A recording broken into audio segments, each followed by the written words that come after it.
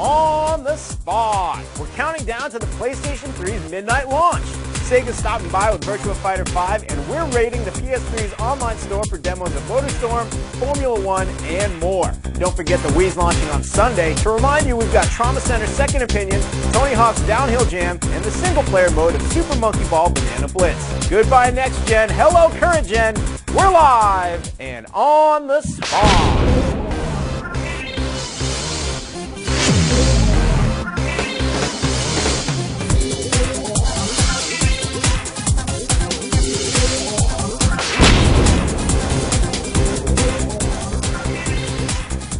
Hello, everybody, and welcome to On the Spot, GameSpot's live show we do every Thursday afternoon where we play a whole bunch of games and generally hang out with you. My name is Rich Gallup. Jeff Gershman. The future is now. It is here. Yes. It's what the PlayStation 3 launches in North America midnight tonight. Yeah. Mere hours away. That isn't like. If you're on the East Coast, it's 5 like hours. You're in line somewhere, Yeah. or you're driving past people in line. With a squirt gun full of urine. Or BBs, apparently. Yeah, or BBs. That's already happened. News story you read. But, urine was that was the Star Wars line. That was.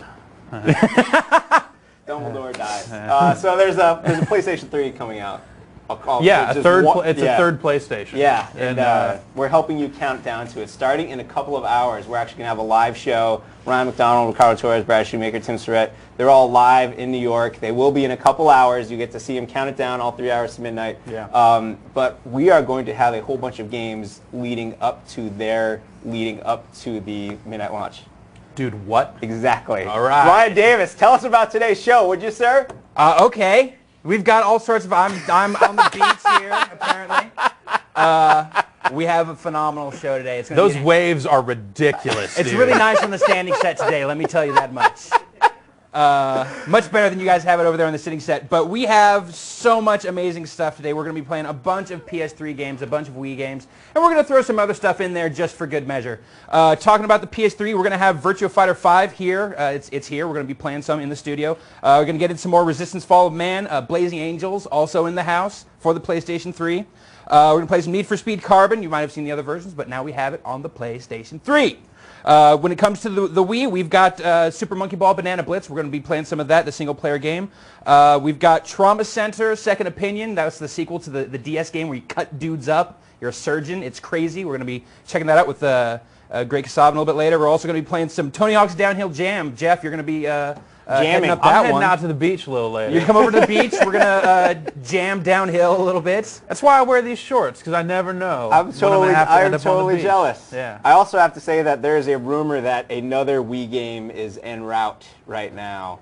There's another Wii game that might be delivered here. We will play during the show. Okay. And also, Aaron Thomas will be joining us later, and we're going to hit the PlayStation 3 online store. We're going to hit it. We're going to run the credit card. We're going to play some MotorStorm. Some MotorStorm. MotorStorm. All right. MotorStorm. As a side effect, the shocks got smarter. Yes, MotorStorm. It's going to be here. But right now, Yes. before we bring out Eric Mason from Sega with Virtua Fighter 5, we're going to show you a global coverage of the PlayStation 3 launch. Okay. Like just down the street at the Metreon, like Homer will be reporting in from there, telling us all about how the San Francisco launch is going. We're going to check in briefly with Ryan and the crew from New York. But first, last week, Ricardo Torres went to Japan. Remember that? Did. We saw a little bit of it? Yeah, he had his bags, but he left somewhere, I assume. Exactly. Yeah. He went and sat in line. Did he get a PlayStation 3 from Japan? Did he? I don't know. Let's find out right now. What a weird frickin' day. It is Friday night in Japan, 1:43 a.m. It is probably 7 or 8 a.m. Friday morning in the U.S. Takeshi and I ran around Akihabara checking out stuff. We're looking around, seeing what the deal is going to be for PS3. We are personally lining up in Shinjuku. We spent part of the day kind of like hanging out because they didn't want us to line up, so we were just taking in the trailers they were showing for, a couple hours. And then, with no warning, all of a sudden they decided to form the line and there was like a massive stampede. I got knocked around, a lot of people did. And we wound up over here by the train station. But it looks good, we got a ticket. Now we just need to chill here for the next 4 or 5 hours. And then they start selling them at 7 a.m. It's kind of cold. They said it might rain tonight, so that's kind of messed up. But we'll see what happens. We've flown in from London, just come down for a couple of days, only to buy the PlayStation 3. We have to wait a long time in Europe for it to come through, so we're very, very desperate. Big fans, man. I mean, we were devastated when we heard, man. You know, that's just not right. As soon as we get this, we're out.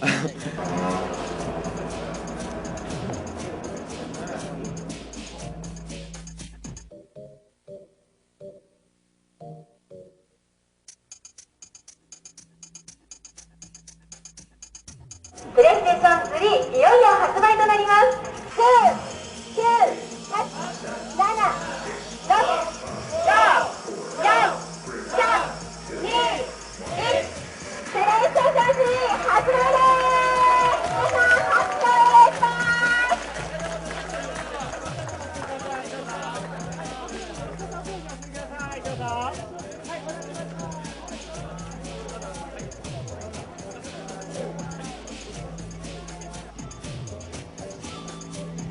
It is 7:30 in the morning on Saturday the 11th. Our line is moving, but it's also totally raining. I was half excited because for a second, you know, it looked like it wasn't going to rain, and we were just it's going to be like a Disney movie. We were just going to get our ticket, pick our PS3, and go do our thing. But no, it started to rain the minute everybody stood up and went forward. So right now we're in Group C, and we're just waiting for our turn to go in there, grab our stuff.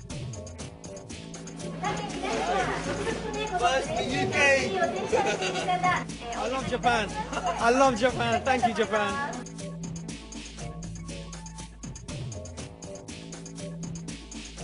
All right, we got it. We got everything we need. We're going to go back to the room before it starts raining again, and we're going to work. This has been a little crazy, but it was worth it because it's fun. I mean, this is basically once in a lifetime. This is something that few people ever get to do. Hopefully the next time they launch in the summer in Hawaii, and there's Heka systems, because then they'll be much better. But anyway, we gotta go. Come on. Thank you very much, Ricardo. He says it's once in a lifetime, but in a minute we're about to see him in New York with the PlayStation 3 launch there. But I guess it's not doing the whole waiting in line overnight thing. Yeah. But all right. Anyways, right now we're joined by Erica Mason. Hello, Erica. Welcome to the show. Hi, nice to be here. Nice to have you. And you brought with you Virtua Fighter 5 for the PlayStation 3. I did. We're looking at it up and running right now. What we see actually is one of the new characters playing against himself. We've got L-Blaze versus L-Blaze. We'll finish this match and then we'll see a couple of the new characters. L-Blaze is actually one of the new characters. He's a Lucha Libre fighter trained in Mexico. Nice. Who has decided to join the original 15 characters you'll remember from Virtua Fighter 4, as well as Eileen, who is a Chinese monkey kung fu style fighter who joins the cast as well.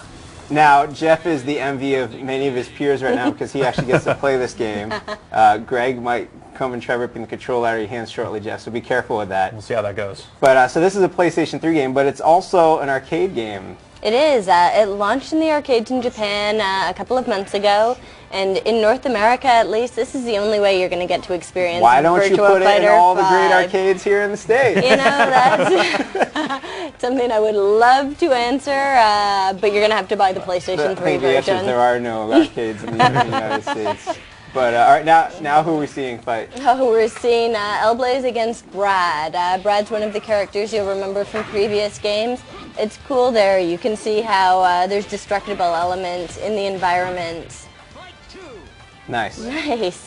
So what other kind of touches will we see in the game like that, like the broken glass? The water effects are phenomenal. There's one level, the ruins, where you can see water, droplets, waves, that kind of thing. There's another level that actually takes place in a ring, and there's a screen above where you can watch the fight going on in real time. Another really beautiful effect.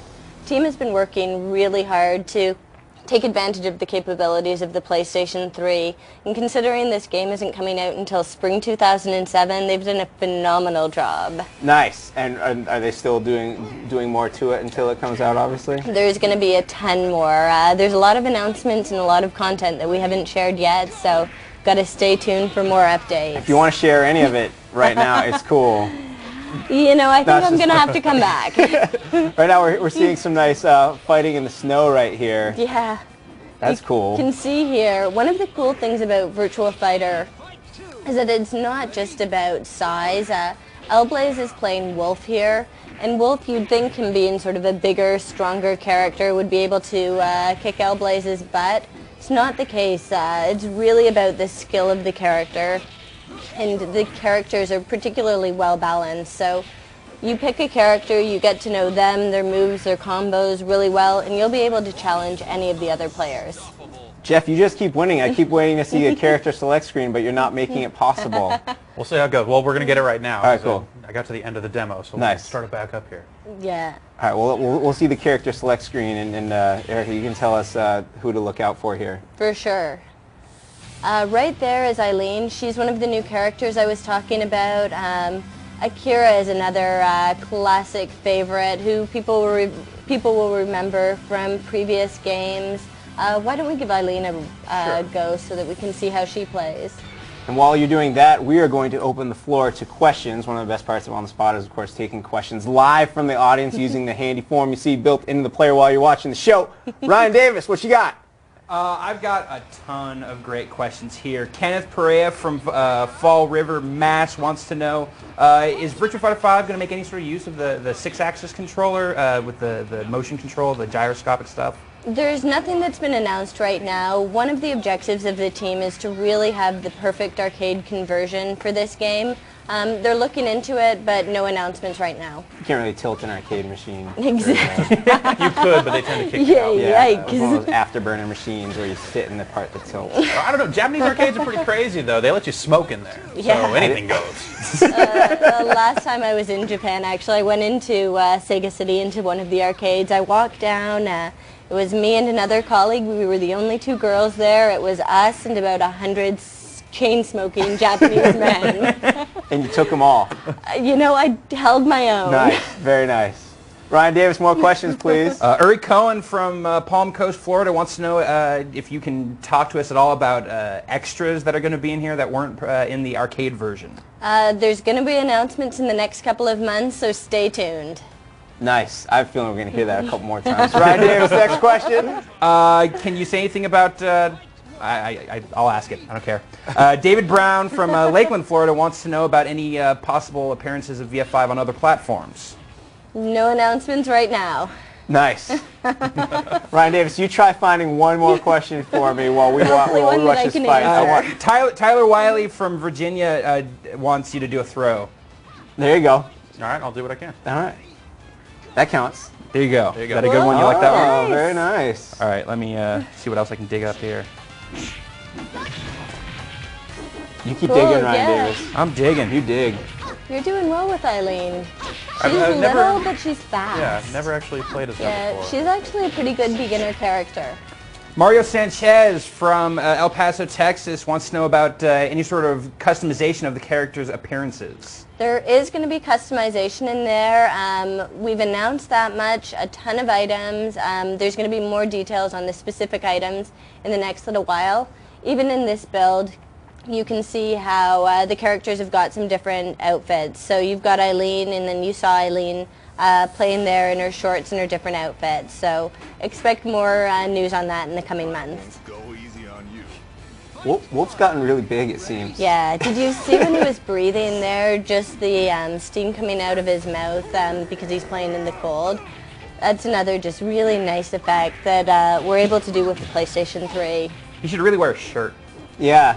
I'd say in that. You know, when you do a cycle of the juice like that, you want to show it off. So.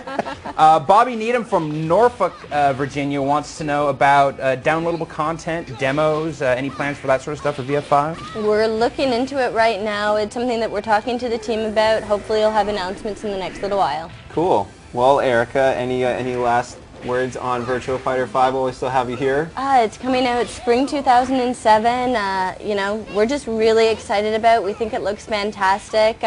So keep watching GameSpot for more updates and news. You can come back anytime. It's Thank okay. you. Jeff, do you have one more fight, or is that the end of the demo? No, that's I think we're good. Good job, though. You Thanks. managed to hold your own. I didn't lose. Didn't lose a round. So We need to fill so they can set up the next demo. Yeah. So I was wondering if you wanted to fight one more time. Most certainly. Can you, do we have any requests from the audience who you want to see for characters? I'm going to play as Sarah. You're going to play as They Sarah? want super crazy. They want Super Okay. crazy. Yeah. Can you play as super crazy? Is that a character? Is that one of the new secret unlockables? Oh, this is cool, and this has got it in the level with that screen I was talking about before. Nice. Yeah, so you'll actually be able to see the fight on the screen real time. Are you ready for this? What are you waiting for? Come get some. Excitement and invigoration are offered to all men. Okay. Oh, Sarah is managing to kick some serious butt there. Jeff is good at games. I've been doing this a little while. I played a little Virtua Fighter before. Really? Yeah. Jeff, you're going on style here. I have to say, Eric, this looks damn good right now for something that's still got several months to go. Like, what sort of fine-tuning stuff is being done at this point? You know, you'll remember from Virtua Fighter 4 Evolution that there was other content in there. The team is really using that as a model and building on it. So we're showing off here the arcade mode, but expect more content in the next couple of months. Nice. Ryan Davis, you guys ready to rock over I there? think so. All right, cool. We'll let Jeff fight one more round, and then Okay. We don't have to even show it. He's just going to keep playing. The game's here. We have to. The game's here. We have to play it while we have it here. I'm sorry, I'm going to be taking it back with me. That's what you think. All right. Well, thank you very much, Erica. We appreciate it. The game is Virtua Fighter 5. Look for it in spring of 2007 on the PlayStation 3. Thank you. All right. Right now, we're going to toss it over to Ryan Davis and Greg Gasavin, who are playing some Trauma Center on the Wii. Fellas. We are. We're playing Trauma Center, Second Opinion. Have to keep quiet, man. Okay. A little something. So it's. So you're already doing the what you're in the What do you testing think, right now? man? What do you think? Are these polyps? What's going yes. I haven't.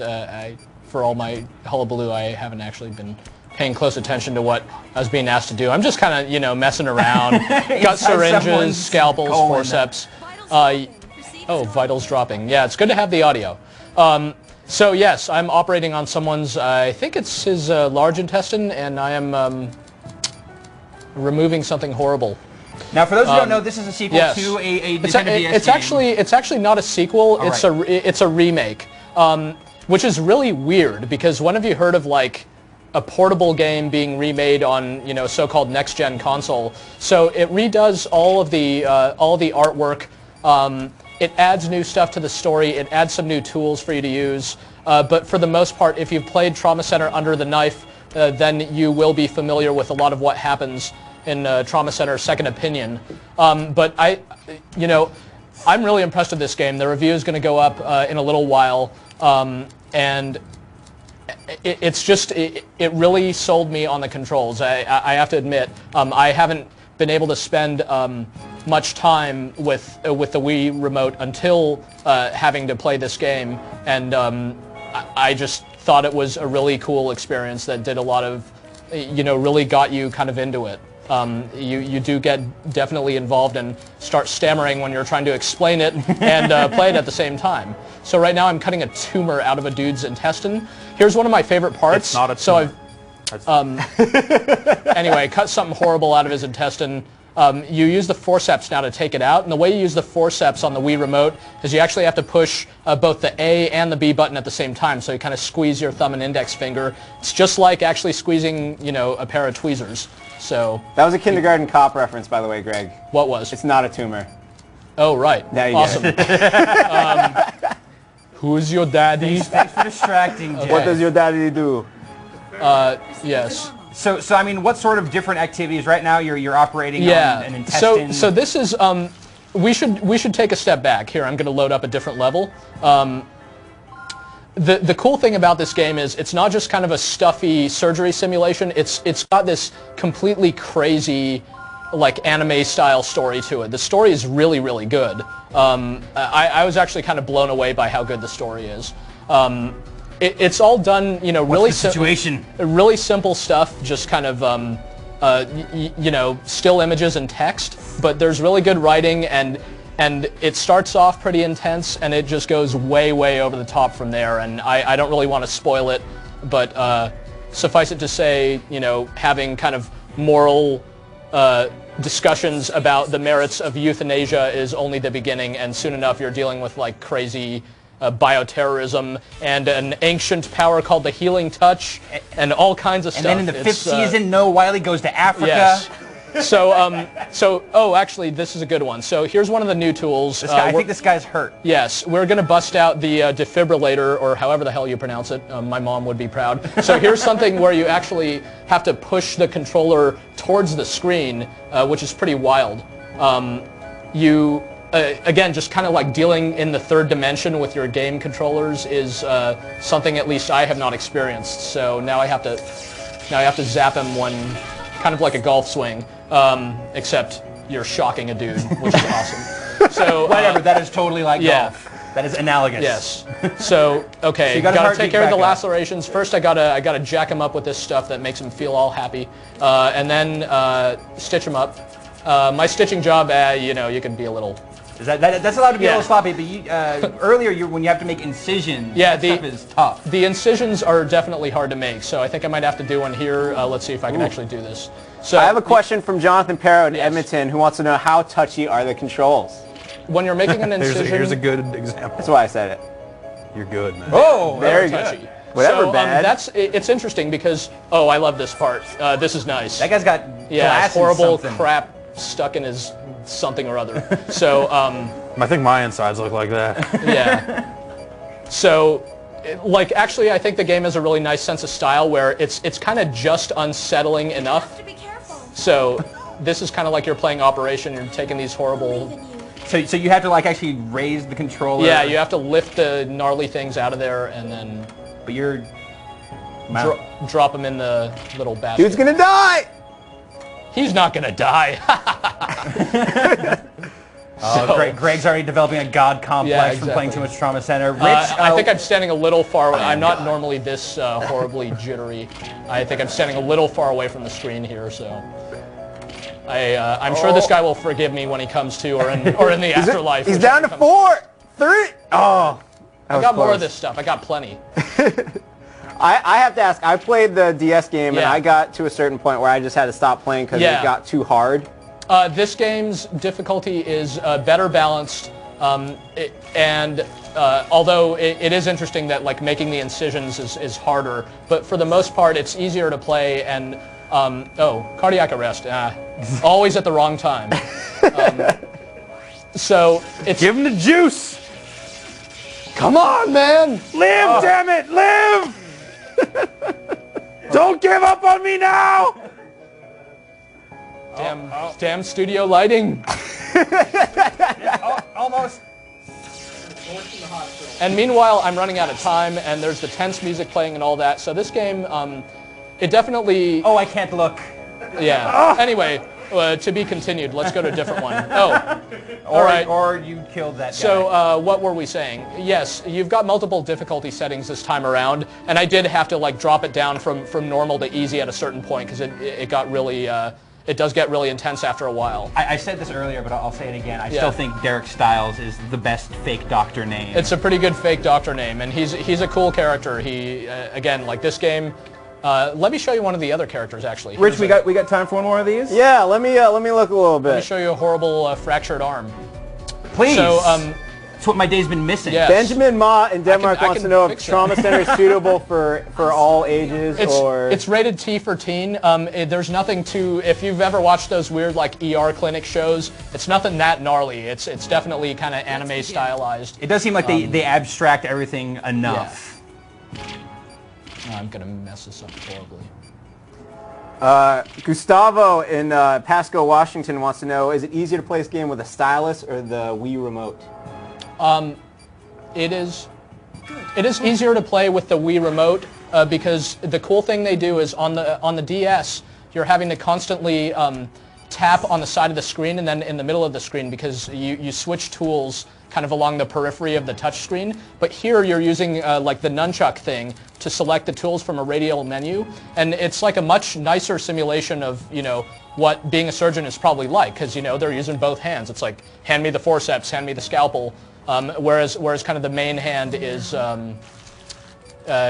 doing most of the work. So it lets you concentrate on the main stuff and you know, pick up nice little pieces of bone. This is gross. Do you find yourself wishing that there was maybe a little more voice in the game whenever you change tools, like maybe have Styles go scalpel? Yeah, there's solid voice acting, and I wish there were more. The game has a great story, and it would be nice if it were fully voiced. Here's an interesting part. You're having to put these bone pieces in place, and by twisting the Wii remote, you actually rotate the pieces around. So this is one of the things...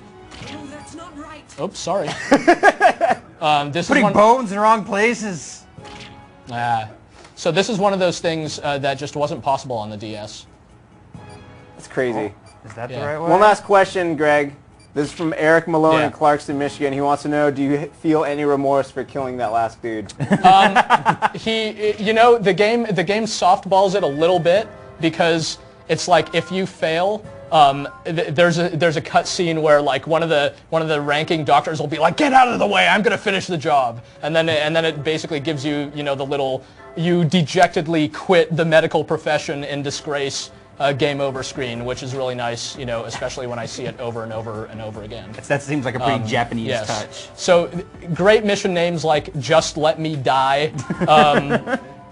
Like I said, if you're into kind of your anime style melodrama, this game is chock full of that. Yeah, I really enjoyed it myself. Excellent. So the game is Trauma Center Second Opinion. Yep, It's we'll be out alongside the Wii and we'll have a weekend. review up of it soon. tonight. Tonight. All right, excellent. But still, we are counting down to the PlayStation 3 launch, right? Yes. That's still happening, yes, right? that too. And we have a huge team in New York right now, including Ryan McDonald, and he has sent us a little clip of what's going on over there, and I believe that's what we have up next.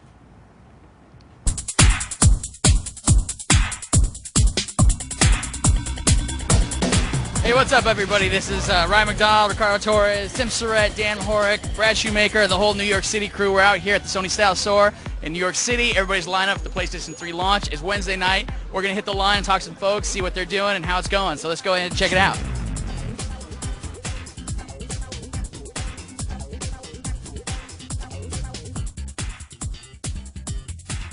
What's going on here? PlayStation 3. Yeah, Jimmy, right? Jimmy, yes. How's the line experience been so far? The line experience is great, great. Do you know what number you are? I'm about maybe 140. Are you pretty much guaranteed a unit then? Yeah, I am. And how long have you been here? I've been here since yesterday about 7 p.m. You know it's going to rain tomorrow? That's fine. Bring it down. Bring it on, huh? Bring it on. So, countdown, we got how much time left until these go on sale? I think we still got about another 30 hours left. And you come down with your friends? Yeah, I actually had a tent set up out here yesterday. Oh, right on. And are you going to keep the machine? What are you going to do with it? No, come on. I'm a gamer. I'm a gamer. That's right. What kind of... I'll sell your machine, go ahead and sell it, but I'm a gamer. I'm going to be playing. Right on. That's nice to hear. What do you think about all these people online? You think most of them are keeping it or selling it? I think most of them are keeping it. I mean, you have a few of them that are probably selling it, but the numbers of people keeping it are greater. Right on. What games are you going to get? I'm going to get, I believe the name of the game is Resistance Wall of Man. That's the one to get. I'm getting Motorsport. Cool. Which they have in here. Which is awesome. Nice. And do you have any interest in getting like the Wii on Saturday or? No, I'm gonna get the Wii eventually. Not right away. I'm gonna get it for my kids. Yeah. But because I already got the 360 and I've been playing that. That's been Gears of War been keeping me down. So. Oh yeah, me too. I don't know. Let's see if Sony has anything to beat Gears of War right now. We'll see.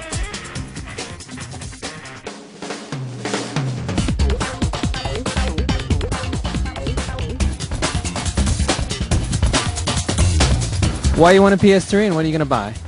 I've had the PlayStation since like it first came out, so it's like I've been loyal to Sony.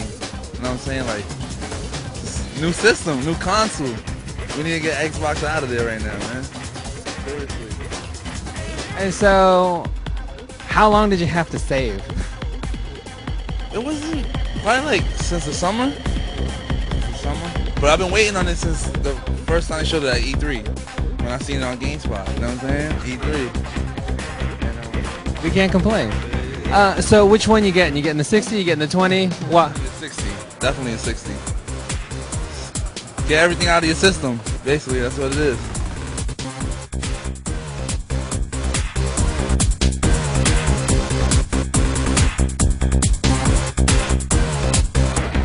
Hello, on the spot. This is Brad checking in from the end of this mammoth, ridiculous PlayStation 3 line right here in the middle of New York City. I'm here with Colin right now, who's bringing up the rear. How's it going? Good, good, good. So you are at the end of this line. How confident are you at the end of this? Do you know what number you are in this line? Probably like 1,200, somewhere around there. I don't know. Are you at all concerned that this is going to be wasted effort, that you might not even get one of these things? I have all these guys to hang out with. You know, it's all fun and joy. It's all about the camaraderie, right? That's what it's about.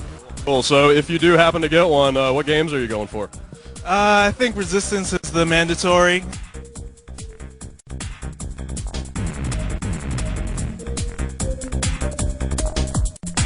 And I'm here for the #1 person in line who's going to get the first PlayStation 3 in North America. His name's Angel. Angel, where are you from?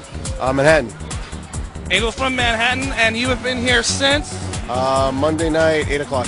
And right now it is? What night? What day is it? It's Wednesday at 8:30. All right, so what did you have to sacrifice to get the first spot in line? Oh boy, a lot. I had to go through a lot of rain, cold, week of boredom. That's about it, you know. What about work and your friends and your girlfriend, your wife and your kids? Yeah, my family was pretty upset. They thought I was crazy. I work from home, so it really didn't affect me at all. But yeah, my family was pretty upset, but I think they understand now why I'm doing it, you know. So okay, exactly. Tell me then, why exactly are you doing it? Why am I doing it? Well, I've been waiting for the system for almost a year now. You know, it's basically the next generation console system, and everybody's going to be playing this for the next 5-6 years, and everybody's just so excited to see what it finally can do, you know? It's been a year of hype, and we're going to see if it's real or not, you know? So how do you eat? Who brings your food? Actually, there's a couple of delis around here and vendors, and my family's been bringing me some food if I need it, but you know, that's how we're getting along. Everybody's just like helping each other out on the line. I've made a lot of new friends, and you know, it's pretty cool. Have you been wearing the same clothes? Actually, my dad stepped in line for me last night, and I was gone for about 3 hours. Went home, shaved, showered, came back. Probably do the same thing tonight. How do you do your normal? You got to be here most of the time, though. How do you do your normal bathroom breaks? Actually, Sony has a bathroom in the plaza. It's open from 7 a.m. to 11 p.m., so that helps. And when you get out of your seat, everyone's cool? They don't like try and edge you out or say they don't recognize you? Like I said, we're all friends now, so everybody understands who's number 1, who's number 2, 3, 4, and so on and so on, so everybody saves their spot online. And what are you going to do with your console? Are you going to keep it? I'm still undecided. I'm planning on keeping it, though. Thank you very much for talking to us. Back to the studio, guys. Thank you, Tim Surratt, and all the team that's in New York right now. As we said, in just about an hour and a half, they will be kicking off GameSpot's coverage live from New York of the PlayStation 3 launch. But stick right here because we've still got plenty of games to play. For example, Greg Kasavin is Switch set, and you are now playing Resistance Fall of Man. I am a lucky boy this week between getting to play. Yeah, yesterday it kind of blew my mind because the PlayStation Network went live, you know, right in the middle of me playing the Wii, and it's like that. I think that's when I finally felt it that all this stuff is happening. I'm like having to switch between these two systems, and they both have a bunch of really cool stuff. Like this game here, review went up earlier in the week. I know, you know, I know some people were expecting the world from this game, and it comes pretty darn close to delivering that. It's a really awesome first-person shooter. I mean, this is what people are talking about when they you know, talk about how much they like first-person shooters. The game borrows a lot of the best element. It really just borrows from the best. Games like Half-Life 2 and Halo and all that. It takes the stuff that those games do well and, you know, does it at least as well, if not better, in a lot of spots. So this is a pretty typical type of environment in the game. As you may well know, the premise is that World War II never happened, and instead something kind of worse did. These things called the Chimera showed up and kind of sort of killed everybody. So what does the History Channel show now? Yeah, exactly. If World War II never happened? They have darn, where am I? Where are the dudes to kill? Normally it is not hard to find the dudes to kill. You killed them all. No, I did not. There are many more. Oh, you look for them. So yes, I will find them. I apologize. I got so caught up in explaining the backstory. I hear shots fired. All right, here are dudes. They have their backs to me, so that is unfortunate for them. Here's the butt of my rifle, sir. Enjoy. So tell us a little bit about the dudes. Yes. Are there a lot of different ones? Are you fighting the same guy? There actually are a lot of different dudes, but you do wind up fighting this guy who's the Chimeran hybrid. He's kind of, without really spoiling much, those are the dudes they manufacture to fight you. And there are many of them, and they are quite ruthless, even though you're... actually, I should explain before I go on much longer. My aim is not as horrible as it looks. This gun is special in that it shoots through walls, and it's one of the very cool weapons in this game. It's called the Auger. Yeah, it's, you know, one of the things that distinguishes this game is the quality of its weapon design. Even though you're using this gun here an awful lot, you can switch to other guns, like, say, this one, and watch what this one does. Yeah, oh, that's cool. Kind of does the work for me. Yeah, you're good. It actually wrote my review for me. Just kidding. So that's one of the things I was definitely interested in seeing is how these guys who make the Ratchet and Clank games with so many crazy weapons. You know, what really impressed me about this game is like, as is widely known, you know, games like Half-Life 2, they took forever to make. You know, these really experienced first-person shooter developers came out there and they spent forever and ever, and sure enough, the game turned out great. I mean, we expected no less, really. But with this, you know, Insomniac isn't necessarily best known for its really cool, kind of gritty first-person shooters, but that is what this game is. I mean, it compares favorably to pretty much the best that the genre has to offer. Of course, there's some very high standards on the PlayStation 3 already, just automatically by virtue of being a new, like a costly new console. But this, you know, if people were wondering, is this the must-have game for the system? Seems like the answer is yes. If you're going to buy a PlayStation 3, you might as well be playing Resistance for a while, and it's got plenty to keep you busy.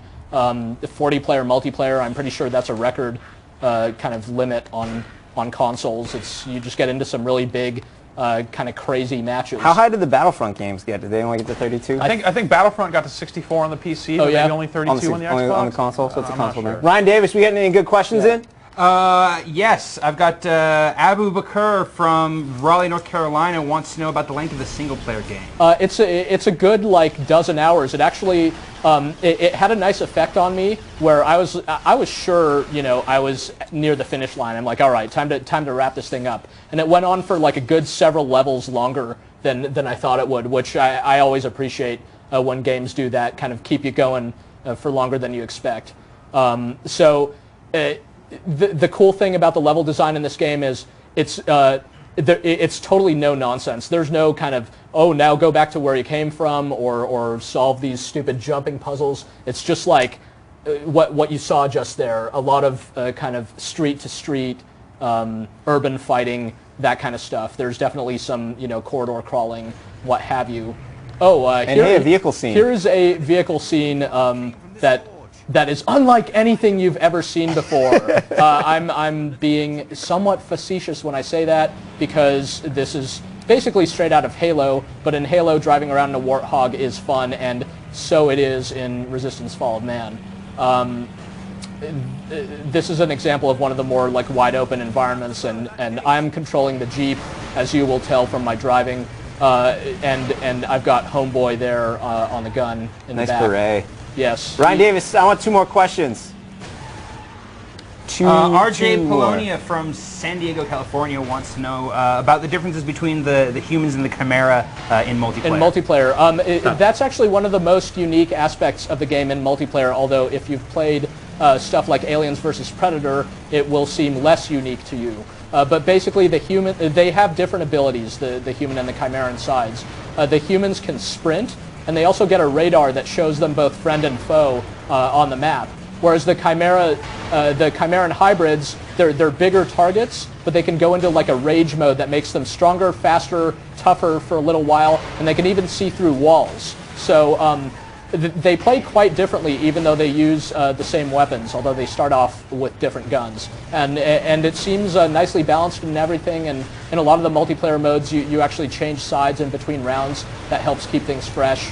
I'm going to get out of the truck and start killing dudes on foot. Last question, Ryan Davis. Speaking of the multiplayer, again, Asgeir from Reykjavik, Iceland, wants to know about some of the modes. There are like a half dozen modes. I thought one of the very cool ones was called Conversion. It's like a last man standing mode where basically you get 2 lives. You start off as a human. If you die once, you turn into a Chimeran hybrid, and if you die again, then you're out. And basically it comes down to it comes down to being the last guy in the map. So I played like a 40-player version of that and had like one of my most gratifying multiplayer kills in a shooter in a while, because it was down to me and the very last guy, and basically I saw him like halfway across the map or something and busted out with the auger and like stepped behind a wall and blasted him with a headshot from like 100 yards away, and it was a totally lucky shot, but it was really great to like score a headshot, you know, shooting directly through a wall. The guy didn't even know what hit him. Awesome. So the game is Resistance Fall of Man, yes. and it's still looking like the game to get with the PlayStation 3. Yes, and it is a game to get. A game. If not the. If not the. Your name's Nathan Hale in this game, right? Yes, it is. Do you is. ever say, I regret that I have but one life to give for my country when you die? No. No. You actually say very little. Nathan Hale is not a man. Is a man of actions, not words. Cool. You could say. Well, thank you, Greg. Yes, thank you. And always a pleasure. if you want to see Greg's review or video review, check the site. Right now, we're going to toss it back over to Ryan Davis. Jeff's over there now. What do you guys got going on? Well, by comparison, Jeff Gershman is a man of both words and action. That's true. And I'm holding it down. I'm holding you hostage over here. And of Benihanas. Yeah, fat Benihanas. Fat Benihanas and jumping over buses. Yes, jumping over. The funny thing is, Tony Hawk's Downhill Jam here for the Wii opens with a tutorial, and like the second thing it has you do is ollie over a bus. Fantastic. Yeah, so everything you would want out of a skateboard racing game. So this is, to be clear, this is not like the your typical Tony Hawk experience. Oh, hell no. As people will see immediately, because you're flying down this hill and actually trying to race against these other dudes. Yeah, this is really primarily a racing game. It has elements of the Tony Hawk trick system in it, but yeah, primarily you just want to go hella fast and win the race. There are different events and stuff that kind of give you different goals to achieve, but yeah, I'm grinding. So I see. So like, what sort of environments are you hitting on here? Like, what's the advantage of doing all these tricks and stuff? Well, tricks get you boost, and you boost by shaking the controller. And when you do that, you just kind of take off a little bit there. Now, are you actually bouncing with the yeah, Wii it plays remote like here? it plays like many of the other driving games for the Wii, in that you just play with the remote and you hold it sideways and get your steer on like that. But then it also has some jumps and some tricks and stuff with the buttons.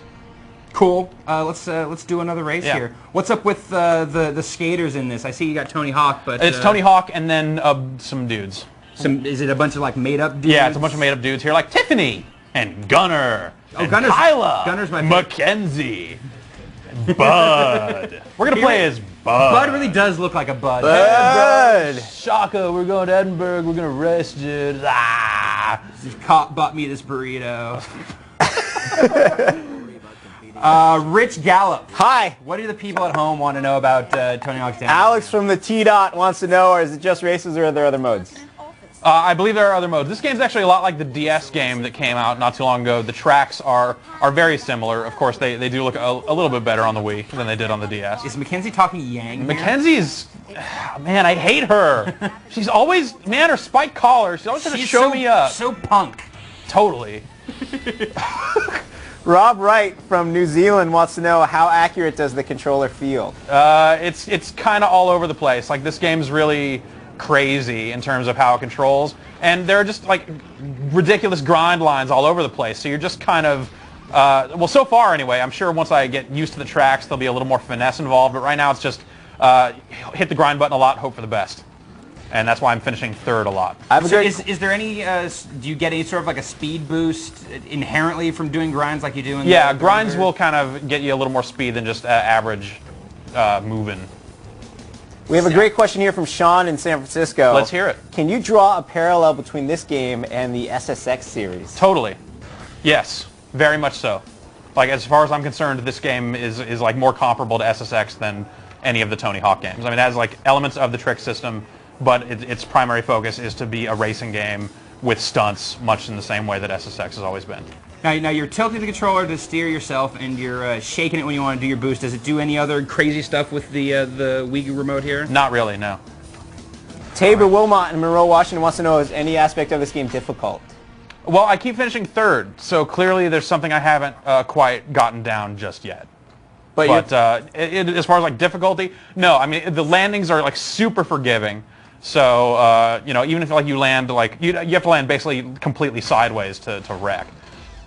Are there any other elements from your typical Tony Hawk games that show up in here? Is there like gear that you have to purchase and upgrade? You do get new decks as you go, and the decks will have some stats that come with them. All right, and that's like the limitation to it. Yeah. See, here's the deck select, and we haven't unlocked any, so we just have the basic deck here. But you see the stats kind of change as we move through these locked decks. The Red Rascal, the Cruiser, Bud rides some boards, dude. Jazz singer. Old Ironsides. Oh, Mackenzie, you bitch! She's there giving you the business.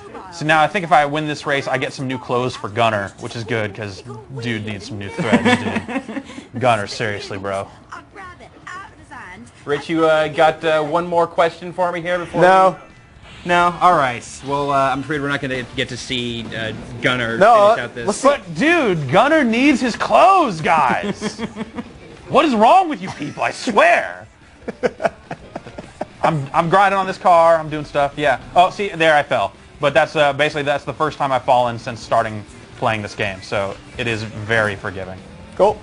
Well, thank you, fellas. Oh, that car. Oh, again. You guys stay right there. We're gonna make you play more games. All right. Okay. But right now, I welcome Brian Eckberg to the set. Hello, Brian Eckberg. Hey, how are you doing? Good. How is your PS3 launch eve going? It's going great, man. I'm really excited. I'm Yeah? really excited. Yeah, a lot of people are going to get some PS3s here in San Francisco, man. I know, and you're not among them. No. But you have Blazing Angels right now. Yeah. For the PlayStation 3. That's right. As you can tell, it is a flying game. That already came out, didn't it? I just crashed. It's That's a flying game that you can crash in. Yeah. Well, no one saw it, so don't worry Okay, about cool. it. Yeah, I think I'm going to restart. We'll get you another shot right there. Yeah. So yeah, this World War II flying game, and it's coming out for the PlayStation 3. And one of the cool things about this game is that you can use the motion-sensitive controls, the 6-axis control, and crash into a building. It's really easy to crash into buildings. It's simple. I mean, it takes no skill at all. No problem. You make it look so easy. Yeah, I know. If that was a History Channel show, I would continue watching the History Channel all the time. So does this game use the tilt controller much? Yes, it's supposed to. I don't know why it really isn't. Get up, dude! Turn! It's not really. You were nailing it in rehearsal. I know. I don't know what's going on with this game. Maybe you need to pull the plug on that controller. Maybe. Let's try it. You need to hit the PS button again to reactivate it. Yeah, why you gotta suggest those things? I'm gonna restart. You do it. You can get this, dude. Yeah, I think I can because I was doing it earlier. Yeah, we got you. All right. So Ryan Davis, while Brian Eckberg's getting his bird in the air. You gotta give me a minute there, man. Oh, you gotta give you a minute? Yeah. All right. I got him at Wii point over here. Yeah. He's not threatening me with the Wii remote. It's not cool. Come on, Brian, man. I'll tell you what. We're going to give you some time to get this bird in the air. Sure. All right, you get the bird in the air because right now I just realized that actually it's my bad that I skipped a tape segment we're supposed to show. That's what I thought. Yeah, whatever. You guys are all like Tony Hawk. People are doing this to me. I don't know what's going on. But basically, one of our coworkers, Chris, he camped out overnight with the in the line at the Metreon to get a PlayStation 3. Brian, you and I aren't getting one, but Chris should be getting one. Let's see how Chris did last night at the Metreon. It is 3:30 p.m. Wednesday, November 15th. We're going to the Metreon. Oh yeah. So this line should be right around this corner. Oh yeah, boom. We are 37 hours from launch. All right, here we go. That's my view. One. Oh, that ain't me, that ain't me, that ain't me.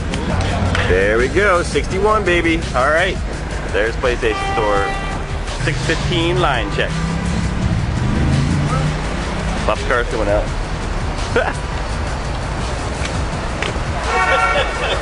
Da-dum, da-dum. Got a DS kick in there. All right, and the caboose. This is what Starbucks kicks down when you wait in line. This is what you get for waiting in line right here. Peppermint mochas. This is the PlayStation Store. This is where all the craziness will happen tomorrow.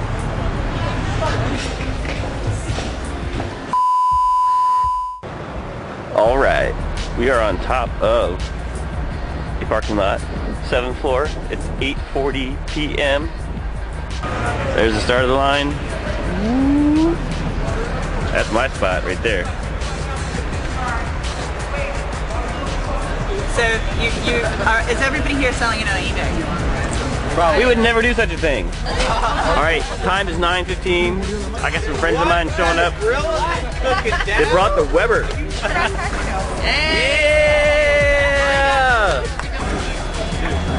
Oh, we get to kick the flames? Oh, that's it. It's rough in line, let me tell you. We have smoked turkey sausage with sweetened cranberries. Look at that trash can. Here's a tent, they're smart. All right, it's 12:30 a.m. Thursday. 23 and a half hours away from me getting a PS3 and going home to bed. So here we are at 7 o'clock. We're gonna open the lineup at 8, which means all of those people want to bum rush the line.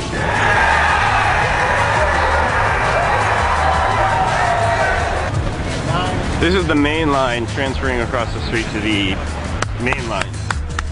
Let's get fired up. Woo-hoo!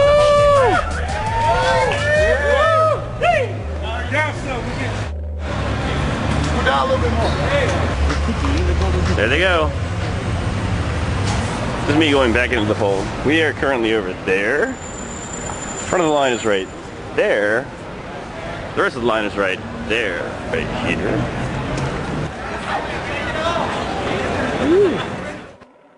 That is insane. I didn't even see that second section of that line. Yeah. I was there this morning. I thought it was just, oh, it's right around the Metro. No problem. I've heard since then they cut it off at right around 700 people or so, but it grew to bigger than that at some point. And you'll be seeing a lot of lines just like that when we switch over around 6 o'clock to the, in just about an hour, to GameSpot's live coverage of the PlayStation 3 launch in New York. And I gotta say, the spot where Chris was at when transferred over to the line was like exactly where I almost incited that riot during the PSP launch by having free games and like memory sticks and stuff. Remember that? And like those bicycle bears were the exact same ones. They bent over like that much. It was awesome. Man. But now I'm here. I guess they got a taco truck over there. Really? Yeah. There's a taco truck just parked there. Awesome. Man, I wish we had a taco truck. Wait, we'll get one, Jeff. Awesome. Right now we got Brian Eckberg in the air. We got in the air. Yep. Just, now you nailed it like the second I cut it. We cut it away from you, which was good. You know why I changed back to the traditional controls to take off, and now I'm back. As you can see, if you can get a shot of me, I'm using the tilt functionality to pilot the plane, and it's super easy. It's actually easier than using the dual analogs. I was surprised. I wasn't expecting it to be that way, but it's surprisingly playable this way. So, but takeoff was a little tricky. Takeoff was tough. I'm not sure what was happening there, but I took off with the traditional way, and now I'm in the air, and it's really easy to fly. But as you can see, those guys in red are my enemy. They're chasing down one of my boys, one of my wingmen, and I'm trying to save his life. Got one of those guys. And really, as you can see, it's just a matter of tilting the control in the way you want the plane to go, and then using the R1 button as the machine gun. And that's firing, and then you can sort of use sort of a power boost with the R2 button, and the air brake is the L2 button. So real simple, straightforward controls. This game has a number of different control sets, so you can use both arcade and simulation traditional controls using the two analog sticks, or you can use arcade and simulation tilt control. And the main difference seems like just like how your plane rolls. I guess it's just more difficult in simulation controls, but with these arcade controls, it's really easy to play. How's it compare to flying a dragon in Lair? Actually, you know what? I've never played Lair, but I understand that it's pretty similar. So, yeah. This is the very first mission of the game called the Dunkirk Escape or something like that. And the idea is here is first part of the mission is your boys are being chased down by Nazi fighter planes. You got to shoot them all down. After I clear this, the town, as you can see, I'm right in the middle of the harbor town here, and it'll be attacked by bombers, and you got to take the bombers out. And you might think that shooting down bombers is actually easier than shooting down fighter jets, but because they're so slow, you tend to overshoot them a lot. So. Well, is it easy to shoot down fighters, shoot down bombers, or do either while taking questions from Ryan Davis? I'll do my best. Let's find out. Ryan Davis. Brian Martin Bergman from Sweden wants to know, can you do a loop? Can I do a loop? Can you do a loop? This plane can do things that no World War II fighting plane could ever do. Oh gosh, barrels. Yeah. So, yeah, there's a lot of things. Let me see if I can do a loop. Where's the Rocketeer? Where's Jennifer Connelly? Yeah. Kevin Basanti from Surrey, BC wants to know if the game supports online dogfights. It does have a multiplayer component. In fact, I was reading about it before I started playing the game, and there's a couple of different. I'm not actually sure how many players it supports, but there's a couple of different modes. One is like a standard capture the base mode. Another is called like a kamikaze mode, where you're fighting against either ships or other planes, and the only way you can destroy them is by crashing into them. So that seems like it's kind of fun because you can absolutely. I was crashing into destroyers earlier, and I might crash here. Oh no, water! Oh, One last question, please, Ryan Davis. From Brian It's the big question that I'm getting the most here, including from Jason Bayer from Langley, BC. A lot of people from British Columbia. British today. Columbia. Yes. Repping big. Number one Big. in British Columbia. What are the differences between this and the 360 version of Blazing Angels? The 360 version has points. And this one has and no This has tilty tilt support. controls. Tilty control. Yeah, honestly, that's Yeah. I suspect that the controls are going to be the major difference between this game. And honestly, you know, I was a little bit skeptical, but this plays just fine with the arcade tilt controls. Cool. Yeah, I guess I look kind of silly, but it plays really well. That's the part of the new current gen is looking silly. Exactly. But you stay right here, Brian, because you're going to be playing another game in a little bit. But right now, we have Ryan Davis and Jeff Gerstmann again with some more Wii. What's up, fellas? I need to strap up here. Yeah, you got to strap up for safety. We've got Super Monkey Ball Banana Blitz for the Wii here. Now, of course, we've shown this game numerous times, but we haven't shown the single player. So I want to take a look at that and see what the hell it is. It's mostly mini games for multiplayer, right? For multiplayer, it's mini games, which has kind of been growing in importance to the series over the past few games. This time, it's got 50 mini games, which is crazy. That's a lot of mini But games. it's still got a full 8-world single-player game where you have to roll your monkey around and get from one end of just like a crazy obstacle course to the other, you doing nothing but rolling, which you all do in Banana Blitz, just using the tilt in the Wii remote, which, so we're just going to show that off. Now, there's 2 new characters here this time. There's Yan Yan and Doctor. Everyone actually controls a little bit differently. They've got like different weight, different size. So is Doctor a doctor? Yes. So he's technically Doctor. Because his name is Doctor and he is a doctor. Well, he's a monkey, so I don't know how much of a doctor he can actually be. Dr. Monkey, then. Sure. All right. Or the Monkey Doctor. The Monkey Doctor. Dr. No, Monkey Doctor? I'm the Monkey Doctor. Dr. Monkey Doctor? No. All right, well, we're just going to jump into some of this, give you an idea of what this is all about.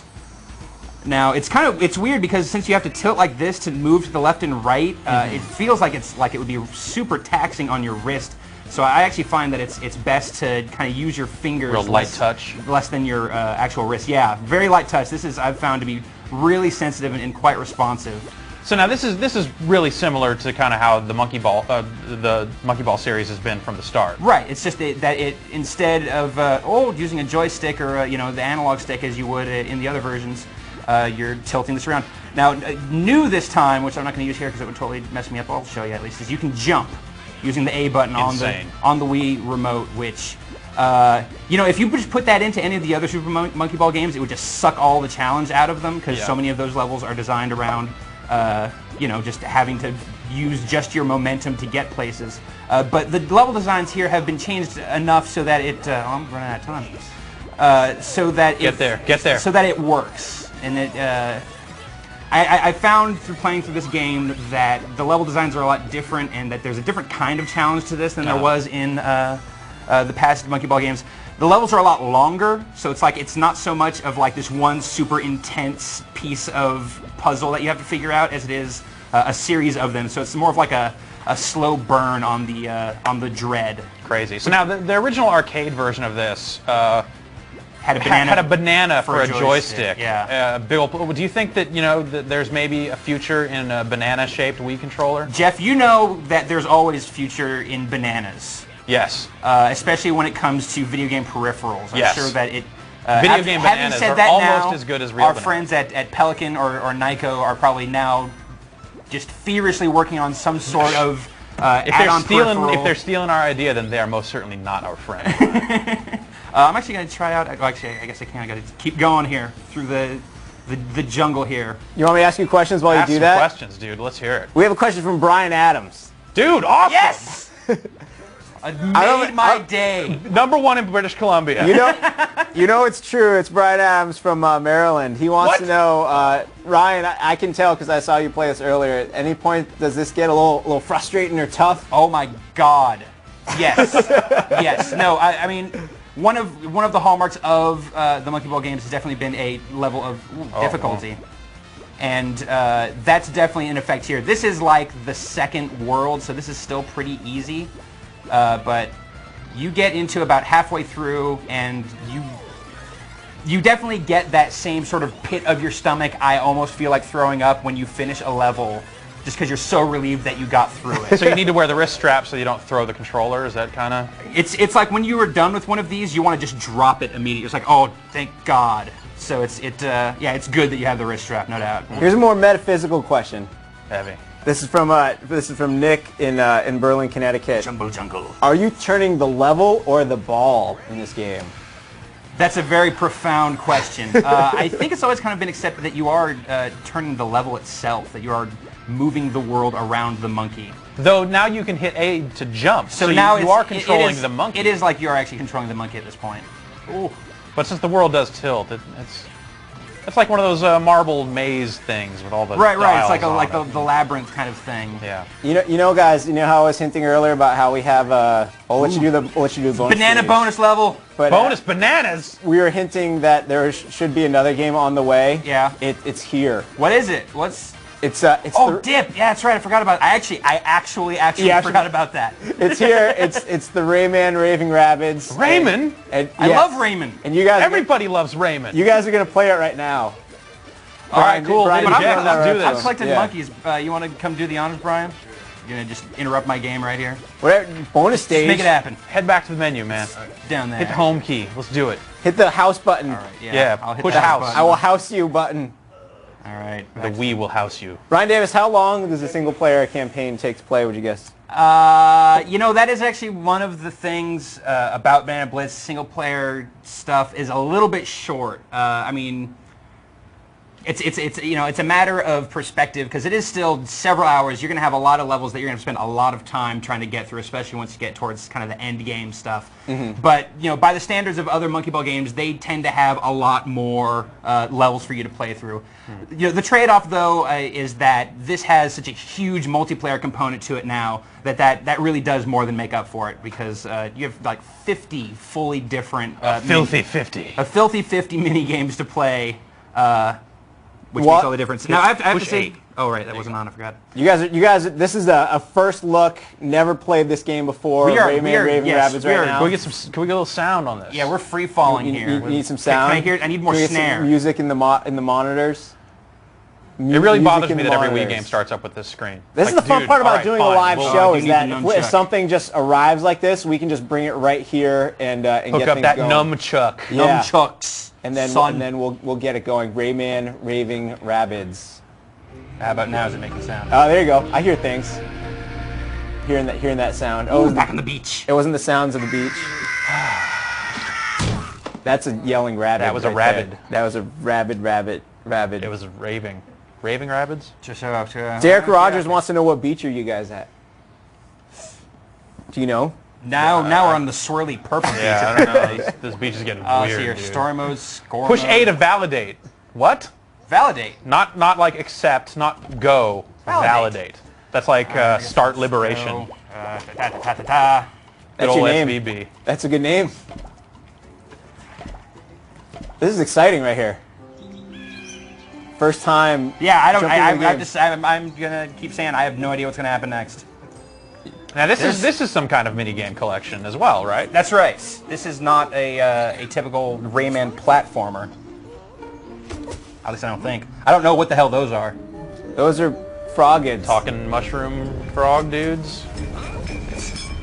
Man, it's been a long day. What the hell is happening?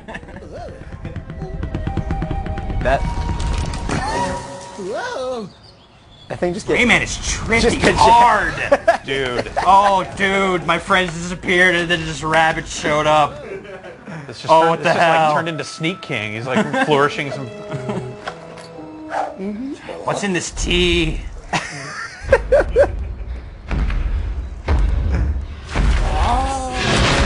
Oh, man. Do not drink the tea. Oh, that's... The big one took Rayman. He did. There's going to be trouble. There's trouble afoot. Can I make it go? House it. Oh, wow. Don't hit the house button. Whoa. Those Rabbids are moving crazy. Oh, God. They're so rabid, they only need 3 frames of animation to tell you how rabid they are. All right, I don't know what's here. Go that way. Go that way. It's all Like those the arrow arrows. says. Walk into the fog. So apparently the Rabbids kidnapped you, and now you have to do stuff. This is really soothing. These loading screens are awesome. Bunnies don't get us here. Quickly move the Wii remote and then uncheck up and down after the others. Deliver the package before it explodes. So I think I'm just going to have to jam like this real hard. I've never seen that happen in a Wii game. Or jokey Smurf action, dude. What am I even saying? Run. Now do you have to move the... Okay, so you're just doing that. That's it. There's no left analog stick. So you're not even controlling where you aim, are you? Go! Keep going! Don't stop for nothing! So you're not having to control where you aim or anything, are you? No, that was strictly me slamming those back and forth. And I win! You win. Rayman does a little dance. He's like, hey, check it out. You got the goods, Rayman. Well, you guys keep doing that. I'm gonna fire up some questions. All right. Yeah, we're totally equipped to answer questions about this game. Fire away. I mean, How many mini games You saw we there are? played the first mini game, so Check the box. I don't know. The box says Rayman. This box says Super Monkey Ball Banana Blitz. And I think there's a Tony Hawk disc inside of it, so we're Brian's got the box. 70 quirky games, not just games. They are quirky. How many other games? How many non-quirky games? Bunnies don't know what to do with cows. So true. Throw Daisy at least 60 meters. Swing the Wii remote quickly above your head. Arsenio Hall, that business. This sounds exactly like the hammer throw from Monkey Ball. Except different because it's Except cows. totally different because it's Rayman and cows.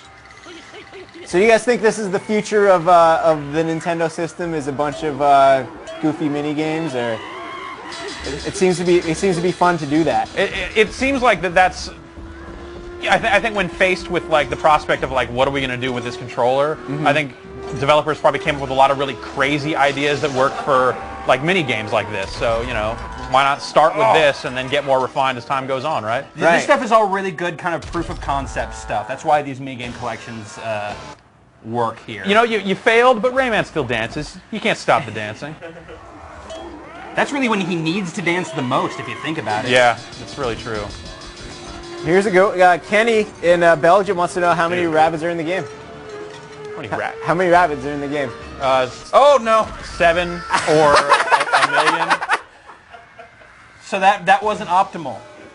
That was not good. I guess I'll try that one more. So he's gonna He said, "Come get some right there." A little Jeet Kune Do. I'm gonna get rid of the nunchuck.